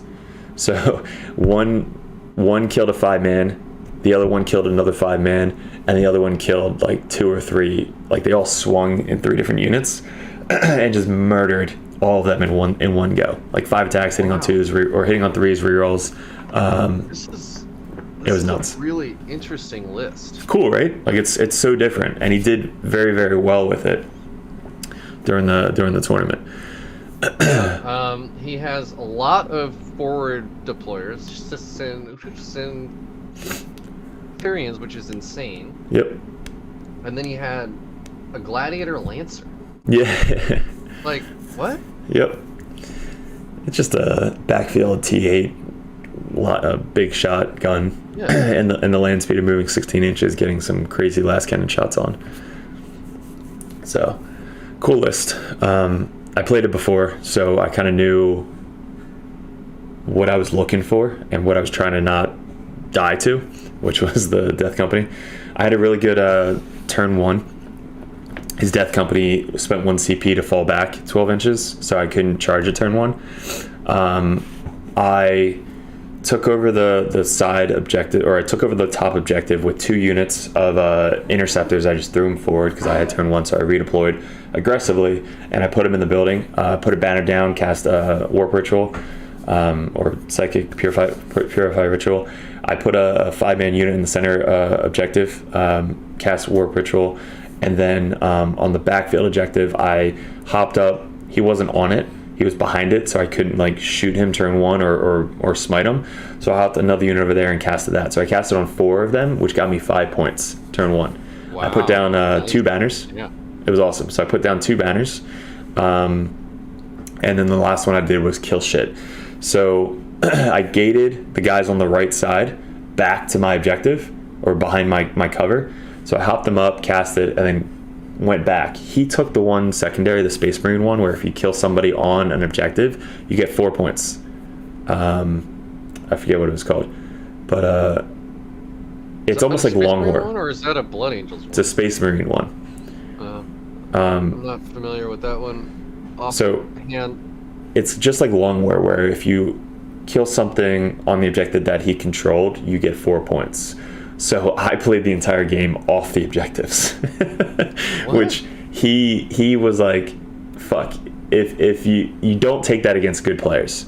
Like Long War, you don't take against good players if you're Chaos, because you can get around it so easily. Like you can either shoot that guy off the objective, you can charge, kill them, and then consolidate off the objective. So you play around the objectives by not staying on the objective. If you're going to stay on objective, you have to make sure he can't get to you or shoot you off. So like on your forwardmost objectives, you just play around it, not on it. Correct. So like I kept my back objective and I kept the top objective, which got me 8 points every turn, which is really all you need. And then the right one we kept trading. So he would go on it, I would shoot him off, or I'd smite him off. He would then come back on it, I would charge him and then consolidate off to keep that objective like null and void. The center objective we were fighting over. So the center objective, he hopped up his death company, which again, I think I told you this before, where I shot from afar with my Dreadknights and did literally nothing to Space Marines in cover. So that was dumb. Yay. And then they hop out and charge my Interceptors. Now this is the first time I've ever spent Transhuman on my Interceptors. So it's 2 CP. He hits me on 4s, and then only wounds me on 4s. And I have a 4-up save from Sanctuary on the center Interceptors. So I actually live with 3 guys. So that stops him from getting 4 points. So I needed to spend that CP to stop him from getting 4 points with that secondary.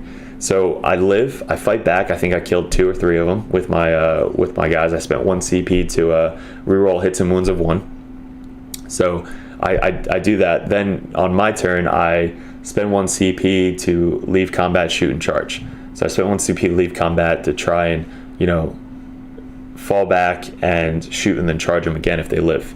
But I think I moved them to the right side where his snipers moved up onto the objective and the guys that can't teleport within 12 moved up. So I have to clear that zone again. Top zone, he left. He didn't move everybody in my top left zone. His tank slowly kept creeping up towards it to try and get some shots off, but with the terrain setup, he couldn't really see in the building that way.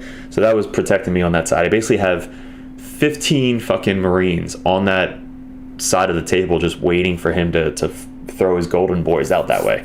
But he kept his golden boys in the ruins for a pretty long time, which they're 2-up saves. If they're in cover, they're not dying. So I told him he's got to be more aggressive with his golden boys, especially into Grey Knights. He was just afraid about the Mortal Wound Librarian, which you should be. Mortal Wound Librarian came down with my Dreadknight on the right side and just smited the shit of the guys off the objective. I think I did Vortex of Doom, Purify Flame, Smite, and I left him with 1 sniper, which then I charged and killed the sniper and then consolidated off the objective. Okay. So I'm seeing your game plan now. So I kept that objective clear, and now my Librarian's on the right side, so that way if he does bring his guys out, my Librarian's there just waiting to kill his golden boys. Because he's got the guy that has the 5-up mortal wound save in the center on his objective, so it's blocking everybody. So I can't throw my Libby towards them because they'll just make their saves. So once he starts throwing his guys out, that's when I could be more aggressive to try and smite and kill them. So we kept playing the game. I gave him, I think, 4 or 8 points of that secondary because I had to. Like, I had to eventually be on an objective for him. If you want to score primary, you have to be on objectives. Last so, I heard. Shock tactics. Shock tactics is what it was.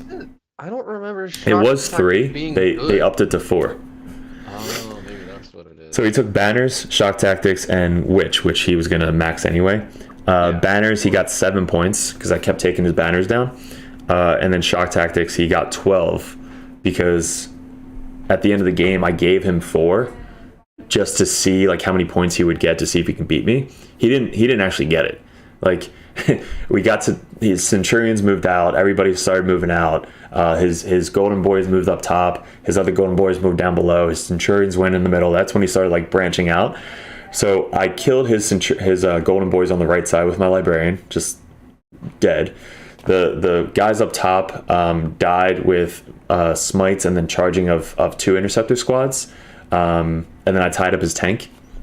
And the Centurions in the center live. They're just super fucking tanky. Couldn't kill them. He brought them back every single turn. Like the free apothecary just kept bringing one back. And I stopped his Overwatch with my 10-point power, so that was cool. So I stopped the Centurion Overwatch for free. So that's where I used it that match. That's a lot of flamers. So many flamers. Yeah, and all the bolters too, like the Hurricane bolters or whatever they have. So my turn, or he went second. So on his bottom 4, we talked it out, and like he couldn't get enough points to win, but he wanted to keep going to see how many points he can actually get. And I was giving him points. I was like, all right, you're going to get banners here, you're going to put a banner here, there, you're going to do that, and then you're going to get 4 points for shock assault if you can, let's say you clear the zone. So I was giving him all these points, and I was still beating him by I think 4 after we counted it out. So he's like, no, I want to play. I'm like, all right, man, we'll play. So I then moved my Librarian out, I moved Drago out, I moved my Dreadknight out, I moved my Interceptors out, I moved my Strikes out, and I just smite the shit out of his Centurions and charge one of his characters and kill his character. So now he doesn't have anything left to get points. So he winds up like putting Dante on the top to put a banner down. And then he kept his banner on the center with his one character. So at the end of the game, he had Dante, he had the tank, he had the mortal wound character, and then got 5 guys in the backfield. So that's all he's left. And I think he finished off with what was it, 91? My research showed you won 83-73. That's what was on best coast pairings. So 83-73. Which I think I was like, at the end, it was just like, I had it going into the top of 5, so I just had to like kill all of his Centurions so that way he couldn't get to my backfield and steal the back objective or take the 4-point trade. So Dante in the top corner, I had Strikes literally sitting off of the objectives, so he couldn't get the 4 points. And then the center, I didn't even go into the center, and then the right, I sat on the right objective with my Dreadknight, so I knew he couldn't kill a Dreadknight with the 2 characters. So that's how that game. And he's like, well, now I know not to take shock assault against good players that know how to combat it. But yeah, it was so weird. You still got 12 on it according to your. I think I gave him 12 at the end, thinking that he was going to get it, but he didn't actually get that 4 points. Yeah, but yeah, it was a crazy game, because I knew if he was more aggressive, he probably would have had a better matchup into me, like putting his golden boys into the center, like in cover, with all of his characters just moving up, and then next turn moving up and then charging my backfield. I think if he does that play, he has such a better route into Grey Knights than just being very defensive and waiting. Well, I'm going to take this lull in the conversation to remind everybody, you can ask us questions. It's been a little bit since we got one, and we have 12 people watching right now, so that's awesome. Somebody's got to have a question. It's so early in the morning too. That's true. Dude. I got 6 watching my stream, but mine's not as good as yours. Mine keeps buffering. Yours is buffering? Yeah, well, I got stream going, and then I got Discord going, and then I got OBS going, and then I got like this. Like, I got so much shit going on. It's very hard to stream twice. So if you guys are watching my stream, go over to Noob Hammer and watch his stream, because it's a lot better. I also have 1 gigabit internet, so nice. I got fat pipes. You got that Verizon shit or what? No, it's a local ISP, but I don't think anybody wants to, I don't think they give a shit about my ISP. But they do care about your game into TJ Lanigan. That's going to be the topic of the video. Right. Alright, I will be right back, but ask me a question. Oh, okay. I guess he needs to use the bathroom or whatever. Yeah, ask me questions, y'all. I did not know he was gonna take off, so this is awkward. I can go to this view. until he comes back. I hope he's just using the bathroom real quick. This makes me want to try to run a list like this. I've always liked the Stuart Trainer style, like infantry gray list or Grey Knights list, which I think got really good in AOC. I've been kind of running a lot of Dread Knights just because I like the models. So it's true, Ken. When Mother Nature calls, you have to answer. That is absolutely true. So I had a big ass thing of coffee. And there you are. We've been here for what, 2 hours? Yeah, 2 hours, 4 minutes. But Nice. who's counting? Who's counting? All right. So TJ Lanigan. All right. Going into TJ, again, very, very good player. One of the top in the Northeast in the world, really. And He's ranked 30th in the world, by the way. So Pretty good. every time I play Thousand Suns, we're always at a disadvantage just because they always get +1 of their cast. We have -1 deny, but them getting their cast off easier and Cabal points to say no denies, like they have a 3/6 deny thing. We only have 3d6 drop the lowest. So I feel like people at Games Workshop like Thousand Suns better than Grey Knights, even though we came in at the same exact time. They're trying to give him a little something because they're so goddamn hard to paint. Yeah, his models are freaking amazing. I took pictures of them and they are gorgeous models. But with that game, Which mission was this, and what were your secondaries? Like, knowing you're going into a Psyker army, did you even think about Purifying Ritual, or did you take it purposefully to like bait out those? So that's the issue. Is the one time I didn't take Purifying Ritual, like a long time ago, was realization that you should always take Purifying Ritual, no matter how many Psykers, even against another Grey Knight player, you're taking Purifying Ritual. And the reason because is you're casting this on a 5. They have to decide what they're going to spend their denies on. So you have so many casts of this, like it doesn't go up in casts. You can cast it from almost everybody on the table, and you're getting points for doing it. So you should always take Purifying Ritual, because it's again a mind game. Are they going to deny this, or are they going to save their deny for Empyric Amplification or Gate of Affinity or Hammerhand or Smite or whatever it may be? So you always want to take Purifying Ritual, even going into Thousand Suns, which don't have a +1 to deny, but they can still roll off the deny. Same with Tyranids. Tyranids, you still want to take Purifying Ritual, even though it's harder, because again, same thing. They have to decide what they're going to deny and what they're not going to deny. Right. So yeah, I took Purifying Ritual, I took Banners, and I took Kill Shit, which if you can see, that's usually the trend. I didn't take Teleport Assault because he's got... I think you and I are on the same wavelength for our secondaries, because I almost always do the exact same thing. So we did the mission where it's long ways and it's all spec scan. So you can start on the objectives on this map. So I knew Banners was going to be easy. I knew Purify Ritual was, at least I was going to get the 2 on my thing pretty easily. And then Kill Shit, he was surprised I took that secondary. I keep saying Kill Shit, but what's it called? You mean No Prisoners? No Prisoners, yeah. So I call No Prisoners Kill Shit because that's really what you're trying to do. So it's always No Prisoners, but Flamers, he's got 3 units of Flamers. He's got 2 Scarab Terminator bricks, 8-mans. He's got a shit ton of characters. He's got the 1 demon character that gives +1 to wound and reroll 1s or something, +1 strength. He's got 2 Rubric Marines, and I think he's got 20 cultists.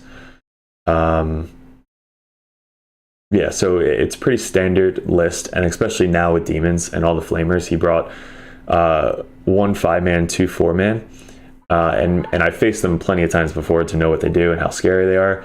He kept 1 on the table and he deep struck other 2, and I knew that my 10-point upgrade was going to come in clutch this game. So turn 1 basically was he got turn 1, I believe. Yeah, so he gets turn 1. He runs up his cultists in the center. His one guy hops out, does warp ritual, and then hops back, and he makes it undeniable, so you can't even deny it. And then he hops back. So basically, he's doing the yo-yo effect, which is all 1,000 suns. So hops up 12, casts it, hops back 12. So that's like an auto 12 for 1,000 suns. He took the other one where if he casts more blessings, and then the other 2 blessings, malediction, and witchfire. If he casts more than you, he gets a point for each. So he can get 15 max on that. We have an advantage where we can cast not as much, but we can at least deny him 1 or 2 points a turn if we cast more or equal amount that he does. So if he casts 2 blessings, I need to cast 2 blessings, and then he doesn't get that point. Right. Something I learned from interesting, like, because the way those 2 armies play that's very differently in the psychic phase is that, you know, we want to cast powers a lot of the time for buffs with like the mortal wound Libby obviously not withstanding, but T-Suns, I feel like they just want to hit you with mortal wounds. You know, like they want to do damage in that phase, where we want to be like, we will do damage, but I'm only gonna cast smites if I really have nothing left to cast. You know what I mean? So smites aren't witchfire, so I couldn't just cast smite like 1,000 times a turn. But what I learned from TJ was you can cast powers before deciding where it's going to go or if it even goes off. So I thought you always needed a target or to be in range of something to cast powers. But instead, if you just cast Empyric Amplification, you're done. You casted Empyric Amplification. If you cast Purify Flame, you just cast Purify Flame. You don't actually need a target to be in range of anything to actually cast it. So that's how he was getting all these casts off, is he was just casting like 15 powers up into the air. Like he basically casts it and just throws it up in the air and it goes off. So he'll get like 5 or 6 on blessings. He'll get like 4 on malediction and then like 2 on witchfire. So that feels like that's not supposed to work that way. So if you read the rules in the book, which I read it, Judge came over, looked it all up and all that stuff, it says to generate the power, you roll off. Then it says pick a thing. Then it says this. Then it says that. So like, and his secondary says you need to generate powers. So it's like that wording is how you get 15 points almost on that on every single game, is you just cast your shit and throw it up in the air. So the only way I was able to not deny some of that was I was casting my shit and throwing it up in the air to stop him. So I was able to keep that, I think, down to he got 2 points every turn instead of getting 3 points every turn. So at least you got to use the same rule against him. And I only used it to stop his, so I didn't really need to use it. Most of the time we don't have to do Sanctuary for shits and giggles or Empyric Amplification. So, but it's like, I gotta, I better cast Hammer Hand because I need 1 more blessing or something. Yeah, I casted like so many fucking times that game. So he did that one, and then his killing shit, which was Paralysis, was almost a guarantee against me, because if he kills a unit with a psychic ability, he gets like 3 points. If he kills a psyker, he gets 4 points. If he kills a character, he gets 5 points. So it was just made for him. So I should have been more defensively. I was saying this, where if I'm blocking my characters off more defensively, I might have been able to have a closer game towards the end, because we only made it to turn, I think, 4. Like bottom 3 we might have made it till. So we talked it out for like 1 or 2 turns, and we rolled off to make sure that, because we're both psychic armies, so we rolled off to make sure that we were making our powers. So I rolled off for Purify Ritual. He tried to deny me. He rolled off for the center warp ritual. He rolled off for killing my dude. He rolls a fucking 12 for nuking my librarian in the face. So my librarian takes like flat 3 mortal wounds plus 3 for the extra cabal points, and then all the characters around take D3 mortal wounds. So it's like just our Vortex of Doom does 1 mortal wound. His does D3. I was gonna say, that's an insane. Again, so Games Workshop, 1,000 Suns, love. Games Workshop Grey Knights, just also D3 plus 3 against the primary target is way better than 2d3. Yes, 100%. And the Cabal points to like do extra like mortal wounds afterwards. Like you nuke down whatever the fuck you want to nuke down, and that's the power that you can target characters, you know, without being the closest unit. We have to be the closest unit. So another thing that just sets us. So how do you really feel, Derek? So if I just hid my guys a little bit better, it might because the Librarian did nothing that game. That was the game that Librarian did absolute nothing. So I deep struck him in the open to get line of sight on his Terminators and maybe killed none. And then he came out and then nuked my Librarian. So if the Librarian deep strikes, like maybe even in the backfield to kill like some cultists or something, then he wouldn't have died there, which would have saved me 5 points. So yeah, and he would have had to come back with one of his units that he doesn't want to come back with. Yeah. In order to kill you with psychic. Yeah. And I denied his psychic powers the first 3 turns.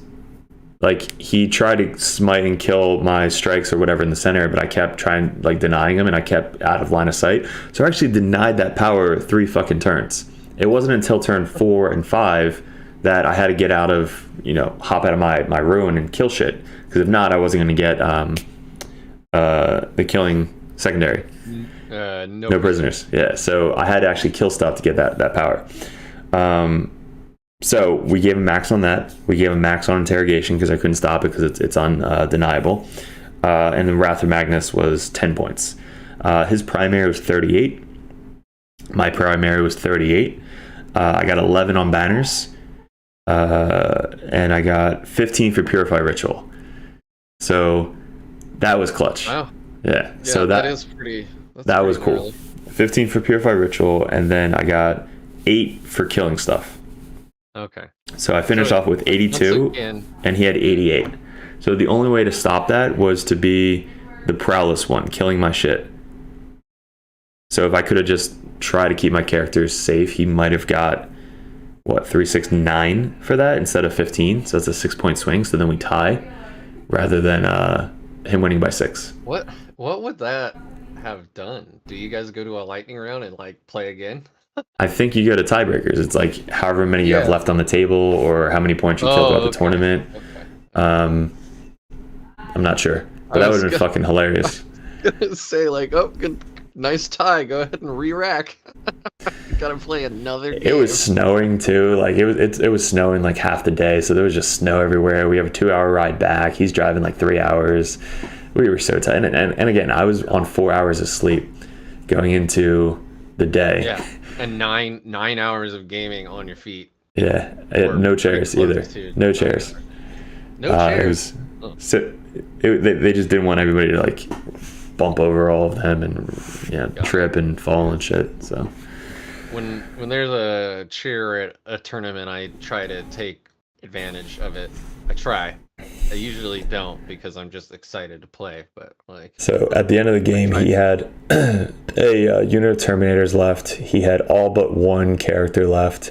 He had Rubric Marine left, and I think he had 4 Flamers, which stayed back to stop the backfield gating. I didn't have a lot left. I had a Dreadknight on 1 wound. Interceptors, Drago, I don't know if he would have died or not. He was left, and then like Servitors, I think they lived, and my Rhino lived too. So the Rhino was alive, but it was a lot closer game than I thought. Everybody came over to start watching our game when they finished theirs because it was like Team Scotland, Team Canada, fucking vanilla. Like they were all just watching our game. I was like, oh shit. Yeah, man. But it was fun. No pressure. Not at all. Everybody was surprised on how Grey Knights performed, obviously. And they were just all saying, like, hey, man, congrats. You made it up to TJ with Grey Knights. I was like, yeah, thanks, man. I'm tired. Can I go to bed? Like, that's great. Let's talk about this later. I need a nap. It was a good time. Great players, great store. Mythico stuff. And they're running another one in March. So, grand tournament in March, which I think first place gets cash. So that was cool. Oh, nice. I have GT coming up in March as well. I need to go to some RTTs for some more practice, but What are you going to be running? I will probably. I'm not sure yet. I'll probably. If like Marines 2.0 is out by then, I might want run my Death Watch. I love my Grey Knights, but I'm also painting Votan. So Oh shit! I got months to worry about it. So. Yeah, I don't know what I'm running for LVO because LVO is in January. I don't know if I'll have Chaos done by then, or just say screw it and go with Grey Knights to try and get up on ITC battles. Yeah, man. I mean, I can't really go look at and see what the ITC rankings are anymore because they changed the website and now you can't search it very easily. But that's awesome, dude. So anything planned between here and March? I assume so. You're gonna hit up some RTTs or at least do some more like, Garage Hammer. Yeah, we got a ton of videos we got to record. We're streaming now, usually on Mondays. Oh, very cool. In the Battle Bunker, but we have a RTT coming up the 7th of January, and then we have LVO the 25th to the 30th of January, and then it all starts back over with RTTs twice a month. Very cool, man. Very cool. Sindri wants me to run my Death Watch. The problem is we lose our AOR on January 1st, and the non-AOR like Death Watch is just super weak right now. I think All Specs Tactics did a video of like the 10 or 12 worst armies right now in the meta, and I think they were like top 3 as the worst. Grey Knights were on the list as well. Grey Knights were like 10th worst army. They had like a 43 or 47% win ratio. But yeah, Death Watch was up there. Yep. They're such a cool army though. Like the lore is insane. Once the Army of Renown's gone, man, I don't think Death Watch has a. Yeah, I'm losing Terminest. And with so many, yes, exactly. But no one runs that really. So, like this guy. But, oh really? Oh cool. I love you have Terminist. A lot of Poxwalkers. Oh yeah, it's usually 80 Poxwalkers, so big squad of Terminators, all the characters, and then all the free point Death Guard units. Yeah, like that unit just hits so fucking hard. Plague Marines.